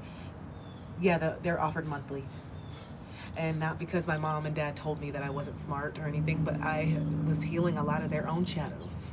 I was healing a lot of my mom's insecurities about herself. My mom had a lot of insecurities about being a dark-skinned black woman. And so therefore I had a lot of insecurities being a dark-skinned black woman because my mom did not hype me up because she didn't feel that beauty and that love within herself, so she couldn't give it to her daughter. My mom didn't think that she was smart enough to be a lawyer, so she chose to be a teacher and teach special education because she didn't think that she was smart enough to, And so it's like, man, and then if you know my mom, she is one of the most intelligent people. She is so driven. She is so smart. And I'm like, Mom, how could you ever think that? How could you ever think that about yourself? You are so smart. What are you talking about? And she's just like, yeah. I'm like, you could have been an amazing lawyer. I hope you still take some classes now, even though you're in your 70s. I hope that you still take some classes now. You deserve that. And that's what makes me so sad with my mom and my dad, is that there were certain things that they never followed through within themselves. Oh yeah, we are our parents, I know. And I said, so this is why I'm doing every single thing that I love, because I'm like, no, I am going to do all the things that they didn't do. I'm going to step in and live my dreams. I'm going to create my art. I'm going to produce my music. I have music on Spotify. I have both my books out. I have public speaking. I record myself talking. I'm doing everything that I've always wanted to do. Because why the fuck not? Why not? Why would I sit here and waste the next 30 years doing some banking job that I don't give a damn about? And I don't need to feel bad that I don't give a damn. I'm not here to we're not supposed to care about every single thing. That's why there's people that are super duper loving with animals. I love animals, but not to the extent of PETA. Like, I love animals, but that's not my passion to go out and save all the animals. But that's why we have those people that love animals, because animals need a voice. I love children, but not to the extent where I'm going to go work with children right now. Is that I love children? I think but this is why we need the people who really love working with children. They need to be working with children. We need people that love being a doctor and actually wanting to see people get better and not just maintain their symptoms for money. We need real lights in the medical field that really actually love people, because there's a lot of people in nursing homes and childcare and medical that don't fucking like people at all. Please. What? You should be in the banking job, because you don't even like people. It shows. You can't stand people, but you're here. I'm putting my life in your hands. You need to be at the desk job, banking job, where you don't have to worry about other people, because actually, this is not an alignment. I need you to be able to deal with people's emotions. I need you to be able to be regulated. I think nurses and doctors need to go through their own emotional regulation to make sure that they can handle the shit that happens in nursing. You're going to get hit with all that shit. People's emotions, being upset, being sick, not being able to move, the anger that comes with that. You got to be able to handle that shit. Yeah. They do go into the medical field starting with love of people, that it changes. And that's also because of our system and how broken it is too. That is true. So I'm not saying that people are in it that don't, but yeah, you're right. But it does change over time. You become jaded because of the demanding schedule and how many hours you got to work, and it's exhausting. Aww. I love that you have a mirror outside. We do that in Puerto Rico. And oh, I love that. Yeah, I just redid my little patio section out here to make it more just nice. I love all the plants. I have a lot of plants, and now I'm going to start putting plants all over my house. Oh, I can't wait, you guys. Wait till you see my new space. I'm redoing all of it. Wait till you see my office. Wait till you see my new filming space, my podcast. Oh, it's going to be, I love interior design and decorating. But yeah, so the emotional regulation. Who here has a very hard time regulating their anger? Who here has a hard time speaking up for themselves and regulating themselves when it's time to have a difficult or scary conversation? When it's time for you to speak up, you get like an anxious wreck. Like, some of us get like literally so anxious that that's what deters us from having the conversation. Not because we don't want to stand up for ourselves, but we are so dysregulated, so disempowered, and we have so much fear around what the other person is going to think about what we have to say, that we totally negate our own truth. We totally negate our own truth. I would rather fly to the moon than have to tell somebody that they crossed the boundary. I would rather fly to the moon than have to sit down and tell somebody that the way they touched me was inappropriate. That's so, the shame and the uncomfortableness that comes with that. Oh yeah, I practice in my head over and over to say it out loud and everything. So this is where the tools of learning emotional regulation is so important. You know, it's so important for us to learn how to calm down and to also affirm and validate that our truth matters, even if it's going to make somebody uncomfortable. I know this is going to be an uncomfortable conversation, but this thing that you did is not okay. And sometimes I've literally been shaking. I have had pep talks when I've had these conversations with friends where it's time for me to confront them and say, hey, like, you did this and this. I will be shaking. For me, I sweat profusely from my armpits, and it's not just like a normal sweat like I've been working out. It's like literal water. Literal water. My deodorant will be coming down my arms, and then I stutter, and I don't get enough oxygen to my brain, so I can't formulate the thoughts the way I want to. And in my head, when I'm by myself, I say I'm going to do it like this. But then when I'm actually in front of the person, sometimes I'm not as assertive. And that pisses me off because I want to come off assertive. I will cry when I'm trying to talk. Yeah, like, and those used to make me feel like I was weak. Now when I go into a situation and I know I have to have a difficult conversation, I say it's okay to show up. You care. It's a beautiful thing that you don't want to hurt the other person, and that I think that's so beautiful that you don't want to hurt them. You don't want to make them feel shame, but your truth matters, and you can't control what they're going to feel after this conversation. So the fact that you're trying to control how they feel during the conversation is what's making you even more anxious. Your job is to show up authentically. Your job is to show up and just say what is on your heart, and don't sugarcoat it and beat around the bush. Because how many times have we had the conversation? How many times have we actually gotten to the conversation and then we leave still not feeling fully heard? That pisses me off a lot. When we finally built up, and then when it's time for the actual conversation, you still don't say it the way that you want to say it. You're still not as direct, and then you go home and you're like, damn, I should have said it. I don't really think they really understood me, or actually I fawned a lot in that conversation. That really wasn't that. I don't really think I articulated how I truly felt. I don't like that. That pisses me off. That pisses me off. That gets to me. That gets to me. Because then I'm sitting here like, no. And so allow yourself to have the conversation again. Allow yourself to have the conversation. There's been times where I had to say, hey, can we talk again? I'm sorry. Like, I know that we just had this conversation, but I didn't really get it all off my chest. And if this is someone that's really trying to be in your life, if this is someone that you call a friend or a family member that you still want to coexist, they should be okay with having that conversation again. Okay? Especially as a recovering anxious attachment, you're going to need a partner that's okay with having multiple conversations of the same thing. Okay? When you are recovering from that anxious, insecure attachment, you are going to need to have the conversation multiple times. It's not just one and done for anxious attachments, because we overanalyze, we overthink shit. It's not going to be just one time. Oh, we had this. No, I'm going to need to hear it again. I'm going to need to hear it in a different way. Can we talk about this again? Because I'm still not feeling good. I'm still not feeling good. I need another convo. And the person that I'm calling in, yeah, sure, that's okay. We can have it. We can talk about it. Yep. What do you need to talk about again? What I need, because the person that I'm calling in wants me to feel safe. The person that I'm calling in wants to love me in that way, because that's how I treat people. We need to have the conversation 5 times. But that's where learning patience comes in. Some people don't have the patience for that. And that's okay too. Some people don't have the capacity to love me the way that I need to be loved, and I'm not going to try to force them or make them feel like they're not enough. I'm just going to go find more. Some people don't have the capacity to go as deep with me as I need to go, and I'm not going to make them feel like they're bad because they're not as deep as me. They're not bad. They're just not for me. And I love myself enough to walk away and not try to force somebody to be deeper than they are. I know that people can only meet me at the level of what they met themselves. I know this because that was me. I know that people can only meet me at the depth of which they met themselves. So I'm not going to require somebody to meet me all the way here. And I know they can't. I can tell through conversations. I can tell with how they treat themselves. I know that. So why am I going to make them feel like they're not enough?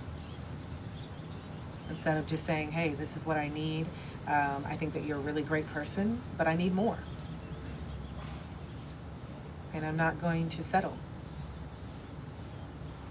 But I'm also can see when someone's working on getting there too. So it's not like I'm looking for perfection.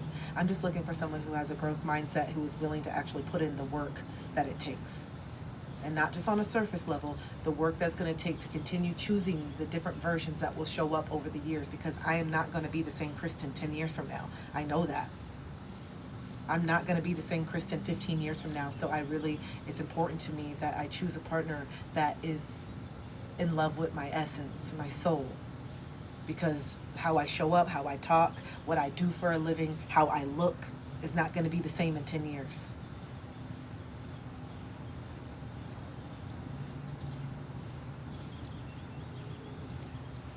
You're headstrong. Accept you for who you are. But yeah.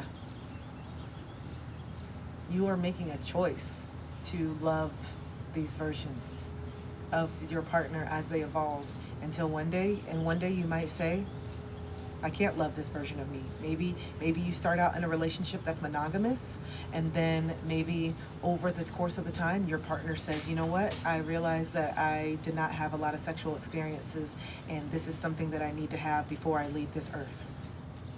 Maybe your partner wakes up and says, hey, I feel very stagnant in this, and I realize that I was very suppressed in a lot of my younger years, and now I want to have different sexual experiences. That does not make a person bad. That does not make a person wrong. That makes them true. That this is true. This is something that happens, but no one wants to talk about this. A lot of people don't want to talk about it. A lot of people don't want to talk about the changes that happen. Oh no, that's scary. No, you got to give yourself permission to evolve, and if that means, damn, I love you and I love being with you, but I also love you enough to let you go because I don't want you to stay in something that you're not happy. That's if you just want to see how many bodies you can have. You heard that is not always true. That's not always true. And if that's someone's desire, who are you to say that it's wrong? You know what I'm saying? You know, who are you to say that it's wrong? That's just triggering. That just may be triggering for you, but just because someone wants to experience more sexual experiences does not make them wrong or a nympho or anything. It means that they want to have human connection, you know? And that's something that they feel like they're missing. You know, it's all individual to the person. We're all having our own individual human experience at the end of the day. And what you need may not be what somebody else needs. Yeah. We all need to have enough ownership of our own lives to say, hey, and for me, it would hurt. Oh my gosh, if you were with somebody for 20 years and then all of a sudden they woke up and said, hey, but you never know where you're going to be in 20 years. You never know. You may be like, you know what? I don't mind opening up the relationship. I feel very secure with you. I still love you, but I wouldn't mind bringing someone else in. I wouldn't mind having this experience. It doesn't have to be what it looks like on TV or all the time. We are allowed to have fetishes. We are allowed to have kinks. We are allowed to like other things that are not traditional. Okay? You're allowed to want these things. You are allowed to get turned on by certain stuff that's maybe not conventional. You're not here to please everybody. You're here to please yourself. You're not here for a look. You're here to be yourself, and whatever that looks like. Okay? However you want to interpret my life, cool. But your judgment actually doesn't mean anything because it's between me and my partner. So whatever you think about it is irrelevant, to be honest, because you're not with us. What matters is, are we happy? And just because it's something that maybe you wouldn't be happy in, you don't have to project that onto other people. You can just not do it. You know what I'm saying? You don't have to project onto other people and say, then don't do it. Just don't do it. It's not for you. That's it. That's it. It's just not for you, babe. There's nothing to judge. There's nothing to shame. As long as they're being open and honest with each other and they have their agreements and whatever it is, who are you? My friend, one of my good friends, he is polyamorous, and for the longest time he had a lot of hang-ups trying to, when he was dating women, he would like not want to tell them. And I'm like, yo, you got to be honest. That's where you're messing up, is because you're still judging yourself, and because society, has this stigma around it. And this is why you're not meeting and you're ending up in all these crazy situations, because you're not being honest, and you got to get comfortable with the fact that you want to date multiple people. You need to get comfortable with that. And then as soon as he did, he's married now. He's married, has an awesome partner, and they respect each other. She's fine with it. He's fine with it. They do their own thing. It works. He finally found someone that accepted him for him, because he was brave enough to be all of him and say, I understand this is not for you, but I want to tell you right from the beginning, I'm polyamorous. The folks are, oh yeah. That is, no, because that's not consensual. Okay? I don't think the animal is... I love it. Someone over on Instagram said the folks that like humping animals, though. That's not consensual. I don't know if the animal is saying yes. Okay? We all about consensualness here. Okay? So did the animal say yes? No. Okay? So no. That's where I draw the line. Consent is consent. That's a difference. But yeah, let people be themselves. And some of us have the triggers around that. Some of us have been cheated on. Some of us have been, there's a lot of situations that make people very uncomfortable even talking about polyamory. For me, I like monogamy. I like being in a team right now, today, who I am today. I like being in a monogamous relationship. I like that one person. I like building with that one person. I like having that one person. That's just how I am today. I'm not going to say 20 years from now that may change. I don't know. I'm not there. But where I am right now, I'm going to honor where I am right now. And where I am right now is I prefer to be with one person. I want to be monogamous. I like the idea of partnership and sharing just with one person. That's just how I am. Nothing wrong with that. There's nothing wrong with that. That's me. This is my life. I'm not living for you. And so for those of you that want something that's more non-traditional, those of you that want something that maybe doesn't look like what your parents said, or especially if you're working through the religious trauma, I know a lot of people who are deconstructing religion right now, you probably have a lot of shame and guilt that come up for the things that you naturally want, which is why you do a lot of things in the dark. I don't want to have to do things in the dark. I don't want to have to keep all these secrets. I don't want to have to do all these things just because I'm trying to worry about how people are perceiving me. I just want to be happy being me. And I can't do that when I'm constantly worrying about what you guys are thinking. Which is why I'm working and continue to work really hard to not give a damn what other people think, because it's my life, it's my shoes. I'm the one that's laying up. I'm the one that's going through this. And there's so many people that are living the traditional Christian perfect lifestyle that are fucking miserable, that are doing things behind people's backs, cheating on websites all damn day because they want to fuck. I'm gonna be blunt. They don't want the boring ass shit. They want to have some other experiences, but they feel so bad because of the religious trauma, because of the things that their parents have told them, that they're over here doing it behind closed doors. Perfect example is the Duggars. 19 kids, 25 kids and counting, whatever the fuck that show is. 19 kids and counting. Look at the brother. Look at the sisters. Look what happened in that damn family if you know about the Duggars. So Mormon, and we're this and we're that, and your son is over here with your sisters and all, because you've put them in such a box and a bubble, and you did not let them be their own person, and you've brainwashed and manipulated these damn kids, and now they're over here sleeping with each other. But incest is in the Bible, so let's talk about it. There's a lot of shit that's in the Bible that a lot of people are. Okay? So read everything. Don't be reading just one scripture that makes you feel like you're justified. Read the whole fucking thing. Read all the scriptures, because there's a lot of shit in there that you're like, what? There's a lot of things in the Bible that I'm like, what the hell? This is okay, but incest is okay, but two men can't get married. Incest, you can sleep with your daddy, and you can have this and get people drunk and do this and rape and do all this, but I can't willingly, consensually be with another woman. Get the fuck out of here, okay? Get all the way the fuck out. All the way the fuck out. Get out and then get out again. Okay? Get out once, get out twice, and then get out a third time. Get the fuck out. I'm over it. I'm over the bullshit. Okay? What I'm doing and what I'm laying up with, it has nothing to do with you, and you're doing it behind closed doors, and you're doing it, okay? I'm over it. And because you're so suppressed, this is why we've had all the things with the priests and the Catholics and the pastors and the little boys and all the different things, because you're suppressed. There's something up. Okay? You're using this shit as a front. You're not a safe space like you try to be. And this is not everybody. This is not everyone. There are some good pastors. There are some people that are really in it. But the ones that tell you what to think, be weary of it. The ones that tell you what to think instead of teaching you how to think for yourself, be weary. Be weary of everything that I say. Question it. I'm not here telling you need to believe what I believe. I'm just speaking what I believe. And if you resonate, cool. And if you don't, that's cool too. Because I know how I feel. I'm living my life. I love how I feel. I'm good. I'm good where I'm at. So take my advice or leave it. At the end of the day, it's not changing how I'm showing up. I believe wholeheartedly in the practices and the methods that I have adopted, because I know how it makes me feel, and my energy doesn't lie. This is why people book coaching calls with me, and why people want to work with me, because they can feel the energy. You know when someone's putting on, and you know when someone's not. And my authenticity and my courage and my freedom to be authentic is what draws people to my page in the first place. Because we spent so much time beating around the bush. We spent so much time. We spent so much time. Yeah, exactly. It's a Honda. Yeah.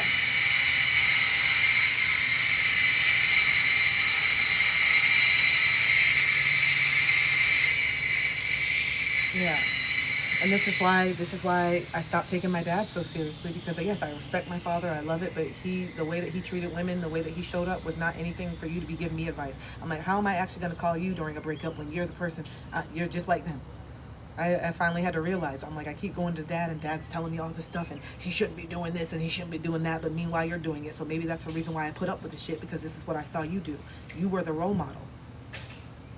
So the reason why I'm putting up with all this shit is because of the example that you set. So really, should I be coming to you for advice? You give really a good advice, but you don't take it. And you're just like the person that's abusing me. You're also a womanizer. You're also a liar. You're also a master manipulator. So no wonder why I met this person, because I'm really trying to get your validation, which is why I met somebody that acts just like you, that has never chosen me, just like I haven't felt chosen by you. I can't wait for your session too, babe. I'm so excited. Yeah, so if you guys want to go deeper, I know some of you guys did the workshop and there was a lot of questions and there was a lot of specific things, but the workshop is a higher level overview. If you want specific tools for your specific situation, then you need to book a one-on-one call with me, so I actually can get to the nitty-gritty of your situation and give you specific tools for you and where you're at, because not all of us are we're not in the same space. Some of us still need a lot of just releasing and tears. Some of us are not ready to build this business. Some of us are not ready to leave our partners right now. Some of us need to form a plan financially on how to leave. Some of us need to get shit together first. There's steps to this. It's not just wake up, leave. Wake up, quit your job. There's steps and tools that we need to acquire. Okay? All the stuff is in my bio, babe. All the links for the workshops and one-on-one calls and sound healing. All the stuff is in my bio.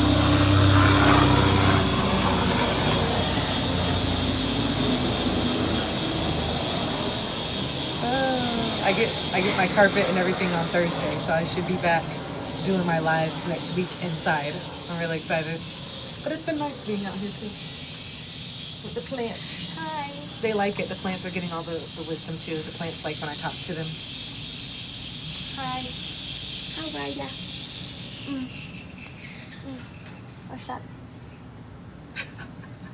I talk to my plants. Is that weird? I play music for them too. I actually have a soundtrack for my plants, and I love it when I'm cleaning up and I have the windows open, and they love it. They love it. The plants love it, and they respond to it.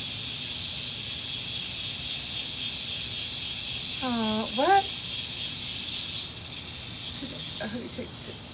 Oh, I appreciate you. I appreciate you so much. Thank you. I appreciate you. I love y'all. I really do. I love you guys.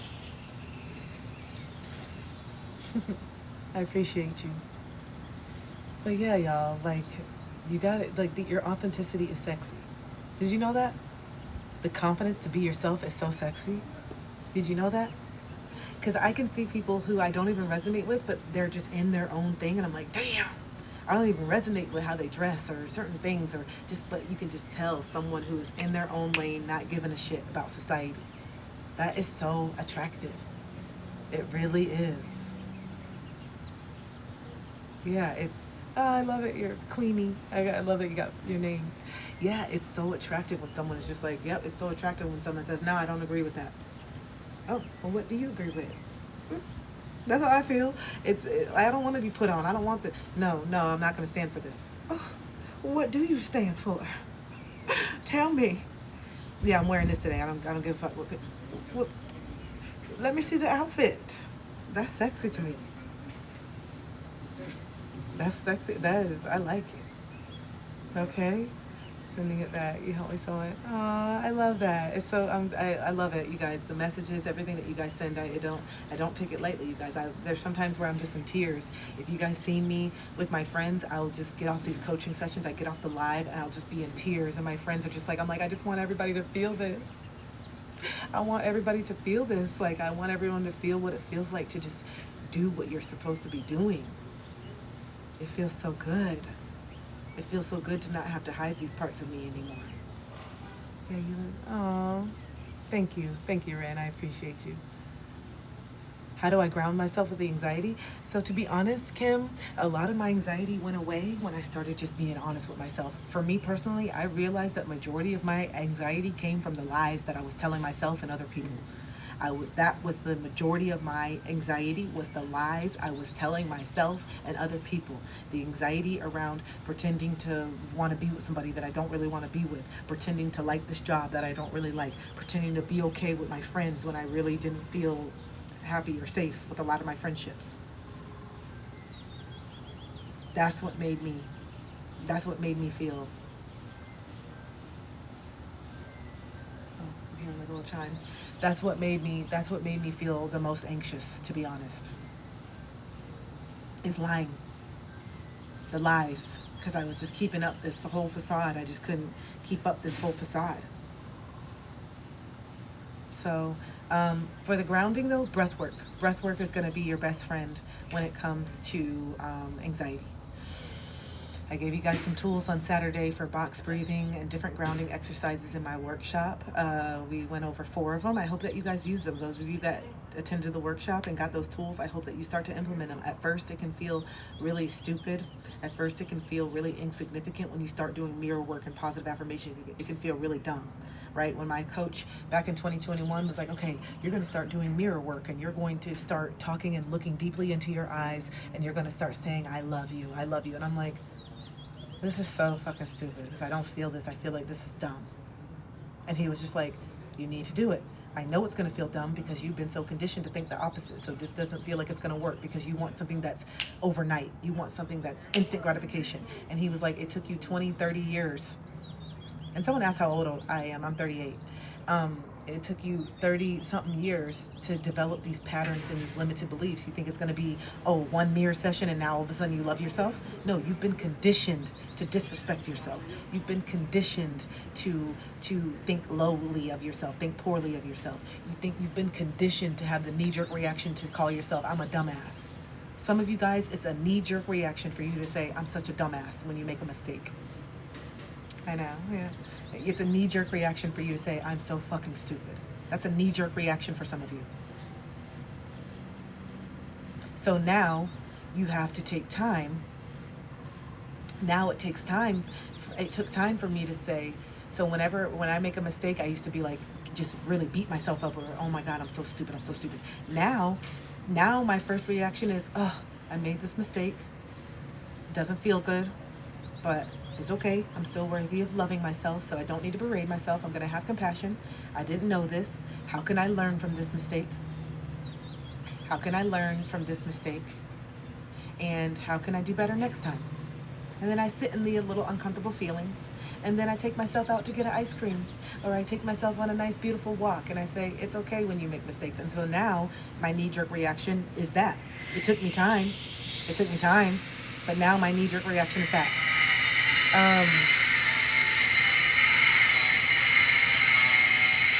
Something that I would tell my 30-year-old self. Something that I would tell my 30-year-old self. It is okay for you to have boundaries. Hi, Barb. I would tell my 30-year-old self that it's okay for me to have boundaries, and it's okay for me to say no. It's okay for me to have boundaries, and it's okay for me to say no, that I'm not okay with something. Because I thought that I had to go with the flow and be okay with everybody's shit. And I would tell myself it's okay to have boundaries and it's okay to say no. What I would tell my 20-year-old self is, girl, you got your whole life ahead of you. You do not need to rush into these relationships. These relationships are not all they're cracked up to be when they're not with the right person at the right time within yourself. These relationships are freaking tumultuous a lot of times. So I would tell my 20-year-old self that start traveling, start doing the things that you want to do. There's so much more to life than being in love with somebody else. That's what I would tell my 20-year-old self. There's so much more to life than chasing behind somebody. That you have so much time. You have so much time. Yeah, that's what I would tell my 20-year-old self. You got time. Don't rush.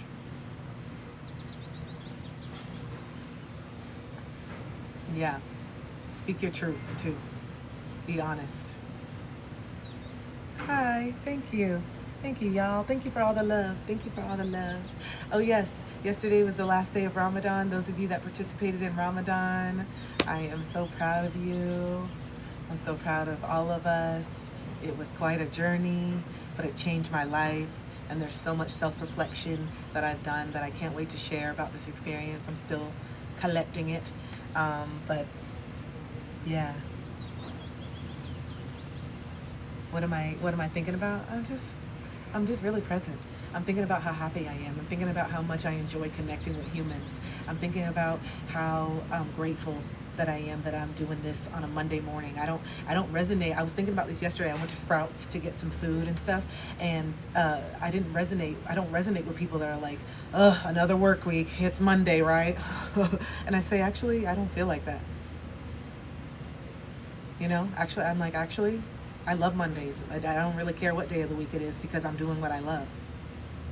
And then, like, oh, they're like, oh, well, that's so nice. So that's what I'm thinking about. I'm thinking about just the present moment right now. I'm really present in this moment. I'm thinking about the gratitude. I'm thinking about how I just don't resonate with a lot of the societal shit. Oh, got a case of the money. Yeah, it's work, right? When people just say those blanket statements, assuming that everybody hates their job, or these blanket statements that everybody hates their relationship, or those blanket statements that everybody feels this way. No, it's you, baby. Like that's you. That's just you. It's not everyone.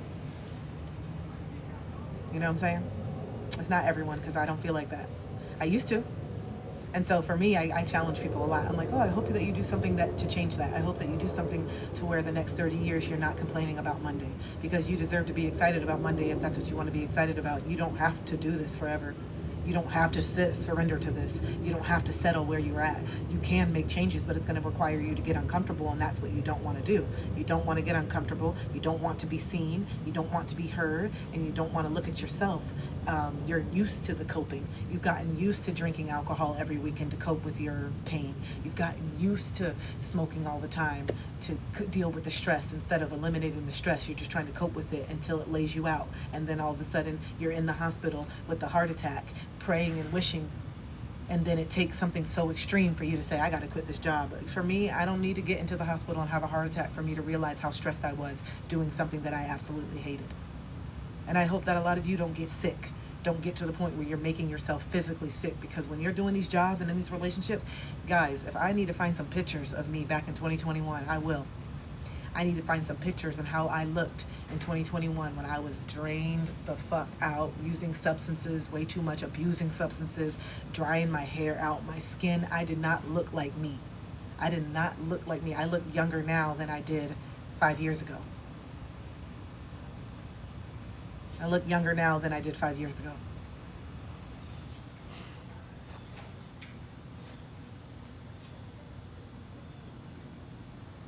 And it's because I was draining myself. The lying was draining. I was draining myself, my life force and my energy, trying to get people to choose me, trying to jump through hoops. I was an anxious wreck. When I tell you I could barely even have any peace in my mind when I was in that last relationship, oh my goodness. Talk about anxiety, hypervigilance, constantly monitoring. What's wrong? Why are you looking like that? But you look like this, like you look like you're in deep thought. Are you thinking about leaving me? That's how insecure I was. How come you didn't put an emoji when you put okay? How come you just put okay with no emoji and no heart? Is there something wrong? What's wrong? Nothing. God, I'm just thinking, and then my partner would get so fucking frustrated. Nothing. God, I'm just like, can I just sit here? Because I didn't trust, because I knew I was dating an avoidant, and I didn't trust him to actually be honest and show and be honest about how he's feeling, because I'm intuitive.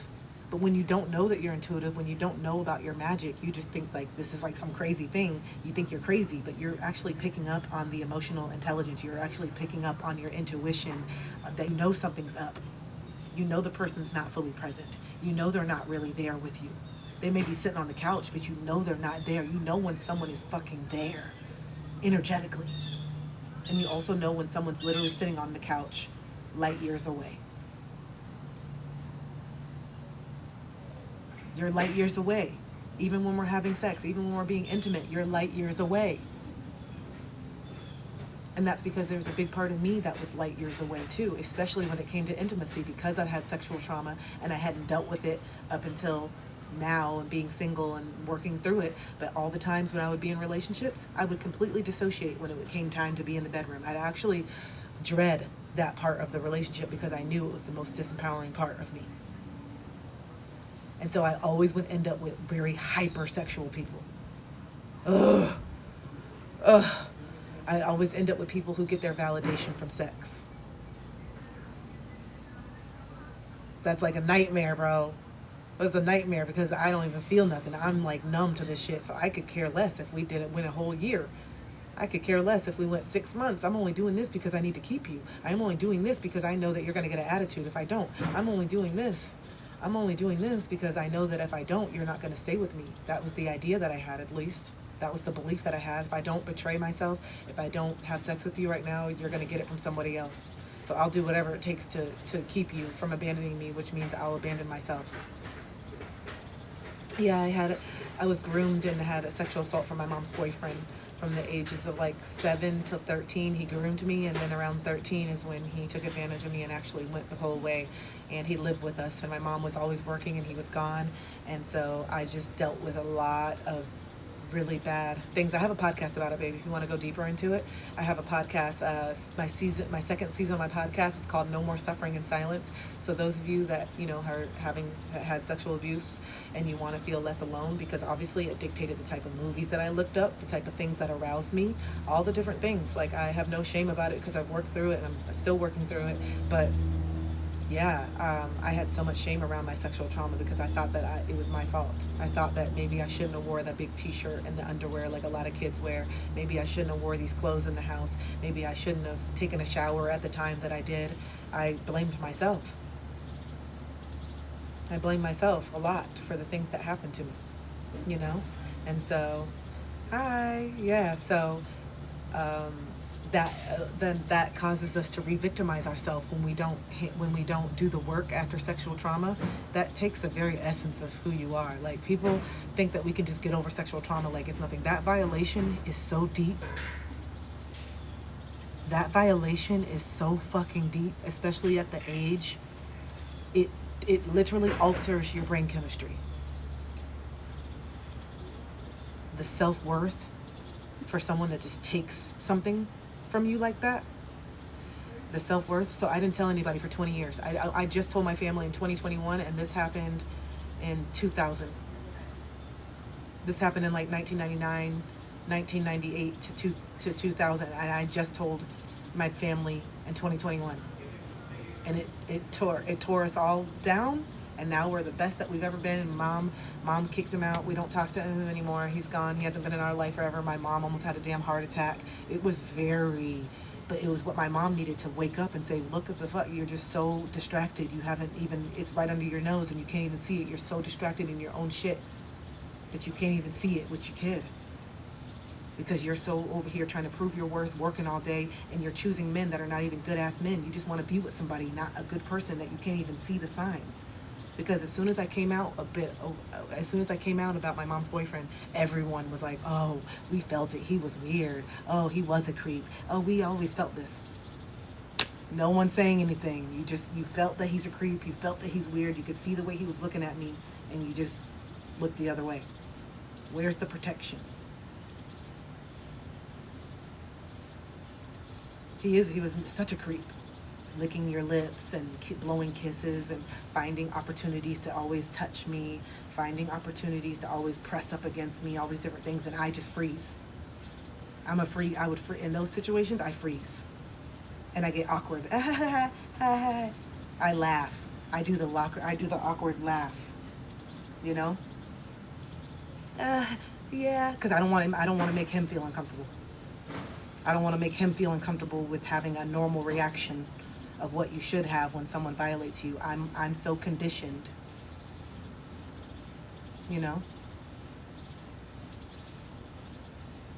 I'm so conditioned to appease male ego because of societal conditioning. I don't want to make the man feel uncomfortable that he just did that. Boys will be boys. Boys will be boys. Oh, it's okay. He's just kidding. Oh, he just snapped you. He just slapped you on the butt. It's okay. Oh, boys will be boys. No. And so now, that is a huge trigger for me. That's a huge trigger for people that want to just touch me and do all these things, because there's a lot of people when I'm out and I'm doing it, they feel my energy. And there's a lot of I get a lot of men that are like, this one guy the other day I was walking and going on my walk, and this guy just stands in front of me. He just like, stop right there. I love your energy. He grabbed my hand and just started. I literally snatched my hand. Where the old me, I would have let him do it. The old me, before I healed, I would have let them do this and grab the hands and touch all over me. Now I'm like, get the fuck off me. Why do you think that you can kiss me right now? What the fuck is wrong with you? I'm literally in my own zone, listening to music on a walk, and you are stopping me from walking. And not only stopping me from walking, you're grabbing my hand, kissing me, doing all that. What the fuck is wrong with you? I'm not just a toy. I'm a human being with feelings, and you have no idea of what I've been through. Kindly let go of my hand and learn some fucking respect. And he just walked away, like he just was in shock. And then when I walked back, he was just like, hey, I still want to talk to you. I still want to talk to you. But it wasn't until within the last 4 years that I started reacting in that way. And I realized, damn, no, I'm really fucking angry, actually, because this is not just the first tap on the butt. This is not just the first grab. This is 20, 30 years of men grabbing me and being on me and pulling me in the club and grabbing me by the shirt and grabbing my butt and grabbing my breast. This is years of me. People at work and corporate. There's people right now that I could literally get fired probably. IMs. God, you look so delicious today. Even in the workplace, coming in with my outfit on, and I get an IM from one of my managers. Ooh, you look edible today. Oh, okay. Thanks. So fucking uncomfortable. I'm over it. I'm over it. I'm over it. I'm over having to look the other way and no, it's not funny. And so this is why in the last 4 years, when those situations have happened, the anger and the rage that has come from me, the anger and the rage, and it seems so disproportional to what's going on. No, it's not. This is years and years of me just trying to be hee ha ha. I don't give a fuck about making you comfortable. You should feel very uncomfortable right now that you did that. And I'm going to make sure that you do. Because hopefully in this discomfort, you stop doing it. So no, I'm not going to make you feel like it's okay. I'm not going to make you feel like boys will be boys. No, handle yourself. Learn to control yourself. And a lot of these people are married, has whole wives and everything at home. You think how disrespectful that I'm just going to be this little side chick for you? But the truth is, I was that sometimes. I was that person that would entertain people on Instagram and send the pictures and do the stuff knowing damn well they were married, because that was the low self-worth that I had about myself. And so that's why when it ended up happening to me when I got older and it ended up happening, yeah, I was mad, but I also had to hold myself accountable that just like how this woman is over here talking to my man in the DMs and you guys are having whole relationships, I was that woman too. Karma doesn't miss nobody. I don't care how bright of a light I am and how good of a person I am. I did shit that was wrong and karma didn't miss me. And so at some point with my ex, because he cheated, he emotionally cheated, I was mad and angry, but I had to look at myself and say, damn, where have I emotionally cheated? Where have I done this stuff? Where have I been the other woman? Let's keep it 100. I don't care if you were 20. You still did it. And now you know how it really feels. And so this is why I don't play that shit. So if I know someone's in a relationship, if I know that someone's with somebody, you got one time before I screenshot this and send it over to you later. I'm not playing those games. Clearly there's something going on in your own marriage and you need to fix that shit. And the audacity you think that I would entertain you when you have a whole wife at home is bullshit. I'm not the one. And I will out you. I don't have any loyalty to you, babe. Clearly you don't have any loyalty either, so you should be used to this. Okay? Okay. Glad we are there, because that's the self-respect. Letting somebody who's in a full-blown relationship get up all your time and escape. You're not someone's fucking escape. You're worth more than an escape. You're worth more than someone's entertainment. You're worth more than someone's ego boost because they don't want you to know who they really are. Yes, they want to portray who they want you to think that they are. But really, there's a whole slew of things that they need to work on in that marriage, which is why they're not happy and which is why they're out here cheating and doing this on you, because they're not happy and they're not communicating and they're not being honest about what it is that they're needing or seeking or whatever issues they have within themselves. So they're going to use you to make them feel good because that's what they're seeking, validation.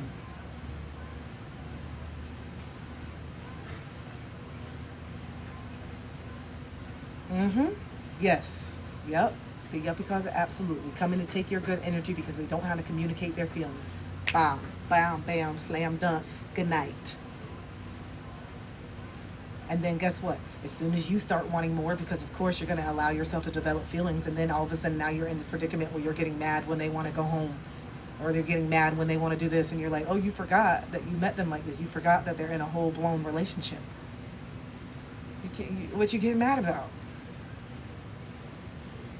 What are you getting mad about? That you're not a priority? You never were the priority. From the beginning, you knew that. Now that you have feelings, that doesn't change. You allowed yourself to have feelings for somebody that was not available because a part of you is not available either. That's the only reason why you would do that. There's a part of you that's not emotionally available either, so it actually does feel safe to chase somebody that you know is unattainable because you know you're never going to have to really put that guard down. You're never going to really have to show all of you because why? So this is good. You give me the attention, I give you the attention, and let's just keep giving each other this attention until one of us actually wants more. And then this is where the situationships turn and it's bad and it's hurting, but you knew it from the beginning. So a lot of the resentment that you feel towards that person is really towards yourself. Okay? I need you to know that. A lot of that resentment that you have towards that person is really towards yourself. Because this is what you felt that you deserved.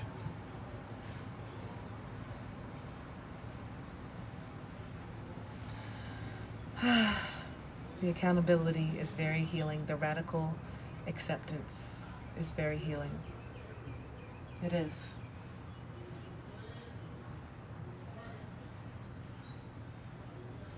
Okay? You gotta get honest with yourself. You gotta get honest with yourself. Why are you doing these things? Why are you dating the same people over and over again? Why are you doing these things? Why do you want this relationship so bad? Why do you want to be chosen by someone who's clearly in a relationship? Why do you want to be chosen by someone who's telling you they're not ready for a commitment? Why do you want to force them to be ready for a commitment? Why do you want to convince them? Why is that the route that you always want to take?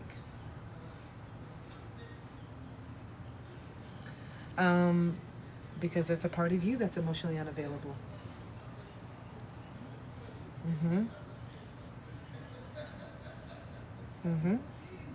There's a part of you that has a deep-rooted belief that no one's ever going to actually choose you, so it makes you feel comfortable to be in relationships where someone literally can't choose you. And there's a reason why. There's a reason why. It's not you. It's not that there's anything wrong with you. It's because they're married. It's because they're in a relationship. It's because they live across the country.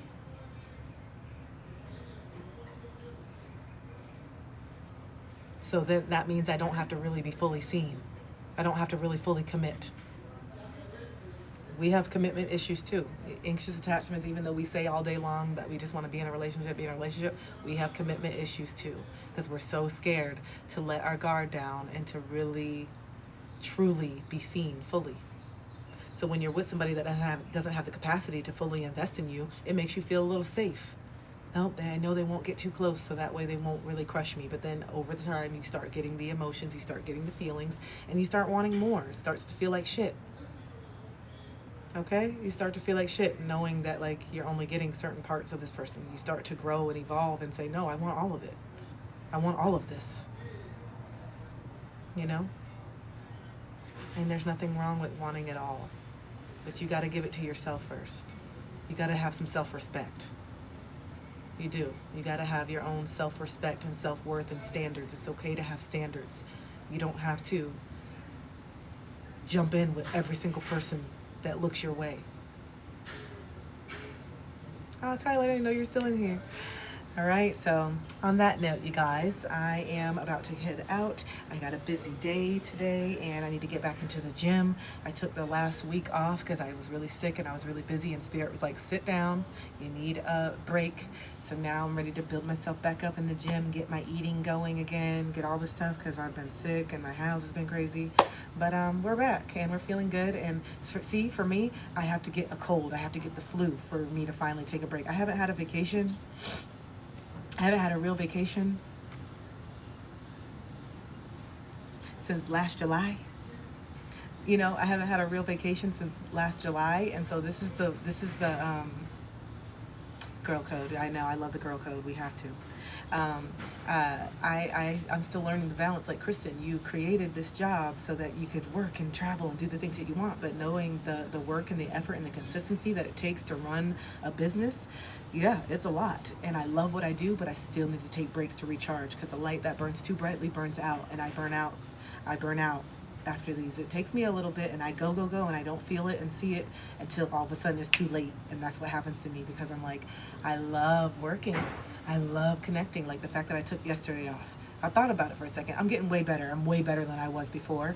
Normally I would feel so guilty for taking off, because I know that people depend on my lives. I know that people come here for therapy, and people who can't afford therapy come here for my lives. I know. Yeah, 8:45 Eastern. But and so I take it serious, and I know I'm dealing with a lot of people who have abandonment wounds. So my consistency and showing up is important. You know what I'm saying? I'm dealing with people that have had a lot of inconsistency in their life. I'm dealing with people that have had people not show up and say they're going to do something and don't. So if I say I'm going to do something, I need to do it, because I'm just perpetuating the same trauma with my clients if I don't do that. You know what I'm saying? I'm perpetuating the same shit. So anyway, I love y'all.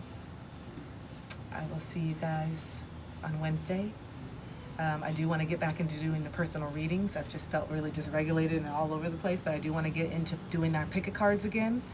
So if you want to do some pick-a cards, if you want me to channel some messages for you specifically, I'll do that on Wednesday. So it's $10 for 3 cards, $20 for 7 cards. It's really fun. I miss doing it. It's been like, I feel like a month. I feel like I haven't done readings in forever. But if you want to do a 45-minute reading, you can get one with me face-to-face. Those are the most potent that I do, but just be ready for the truth, because I'm not a reader that sugarcoats stuff. If I feel that love's coming in, but it's being blocked by the current situation, I'm going to say that. It's very easy for me to pick up on the energy. So just know, when we have coaching calls, when you have these one-on-ones, if you feel like I'm talking directly to you on the live, imagine how it's going to be when we're really face-to-face on Zoom. I see and feel everything. Everything you're not saying, I'm hearing it differently. Everything that you're tiptoeing around, I'm going to bring it up. Because that's the only way that you're going to heal, is you need someone to shine a light on some shit that you may not want to. And I'll hold your hand and I'll be loving, but I'm going to bring it up. I'm not tiptoeing around. So when you get ready to book with me, just know that you are going to be cracked open, and that you are going to feel triggered, and that you are going to be pushed out of your comfort zone, because that's the whole point of me coaching you. Not to keep you comfortable, but to push you out of this comfort zone until your discomfort is now comfort. That's how we heal.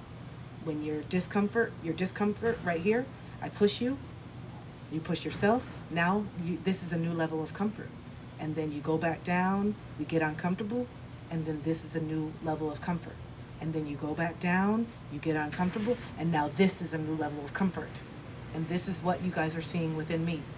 You've seen me just keep climbing. I never would talk about my sexual abuse. Ever. Are you kidding me? I thought I was going to go to the grave. Now I'm talking about it, healing it. I'm comfortable with it. I wasn't always. I wasn't always. All right, y'all. I love you. I will see you later. How can you tune in one-on-one? You can't. Yeah, you really can't, to be honest, Ren. I get paid for my coaching calls and my time, especially if you're going to have my undivided attention. There's some times where I do write you guys and I talk and I answer back. There's certain times where Spirit puts it on my heart to do things for free. But for the most part, no, especially one-on-ones, that is my livelihood. And Yeah, but I get it. I get it. And that's why I do the free lives. That's why I do the workshops. I try to do as much as I can for people at all different tiers. But also, I know working with me one-on-one is the quickest way, I guess, to heal, because you have someone that's guiding you. But also, that takes more of my time and my energy, and I'm giving more of myself to you individually, which you deserve. So, yep, there's different tiers though. So the free lives, the $25 workshops, the one-on-one coaching, and then eventually, and then I do a 3-month container every January and August. It just ended. The one that I'm in right now is ending, but I'll be doing another 3-month container, and that's my biggest ticket item.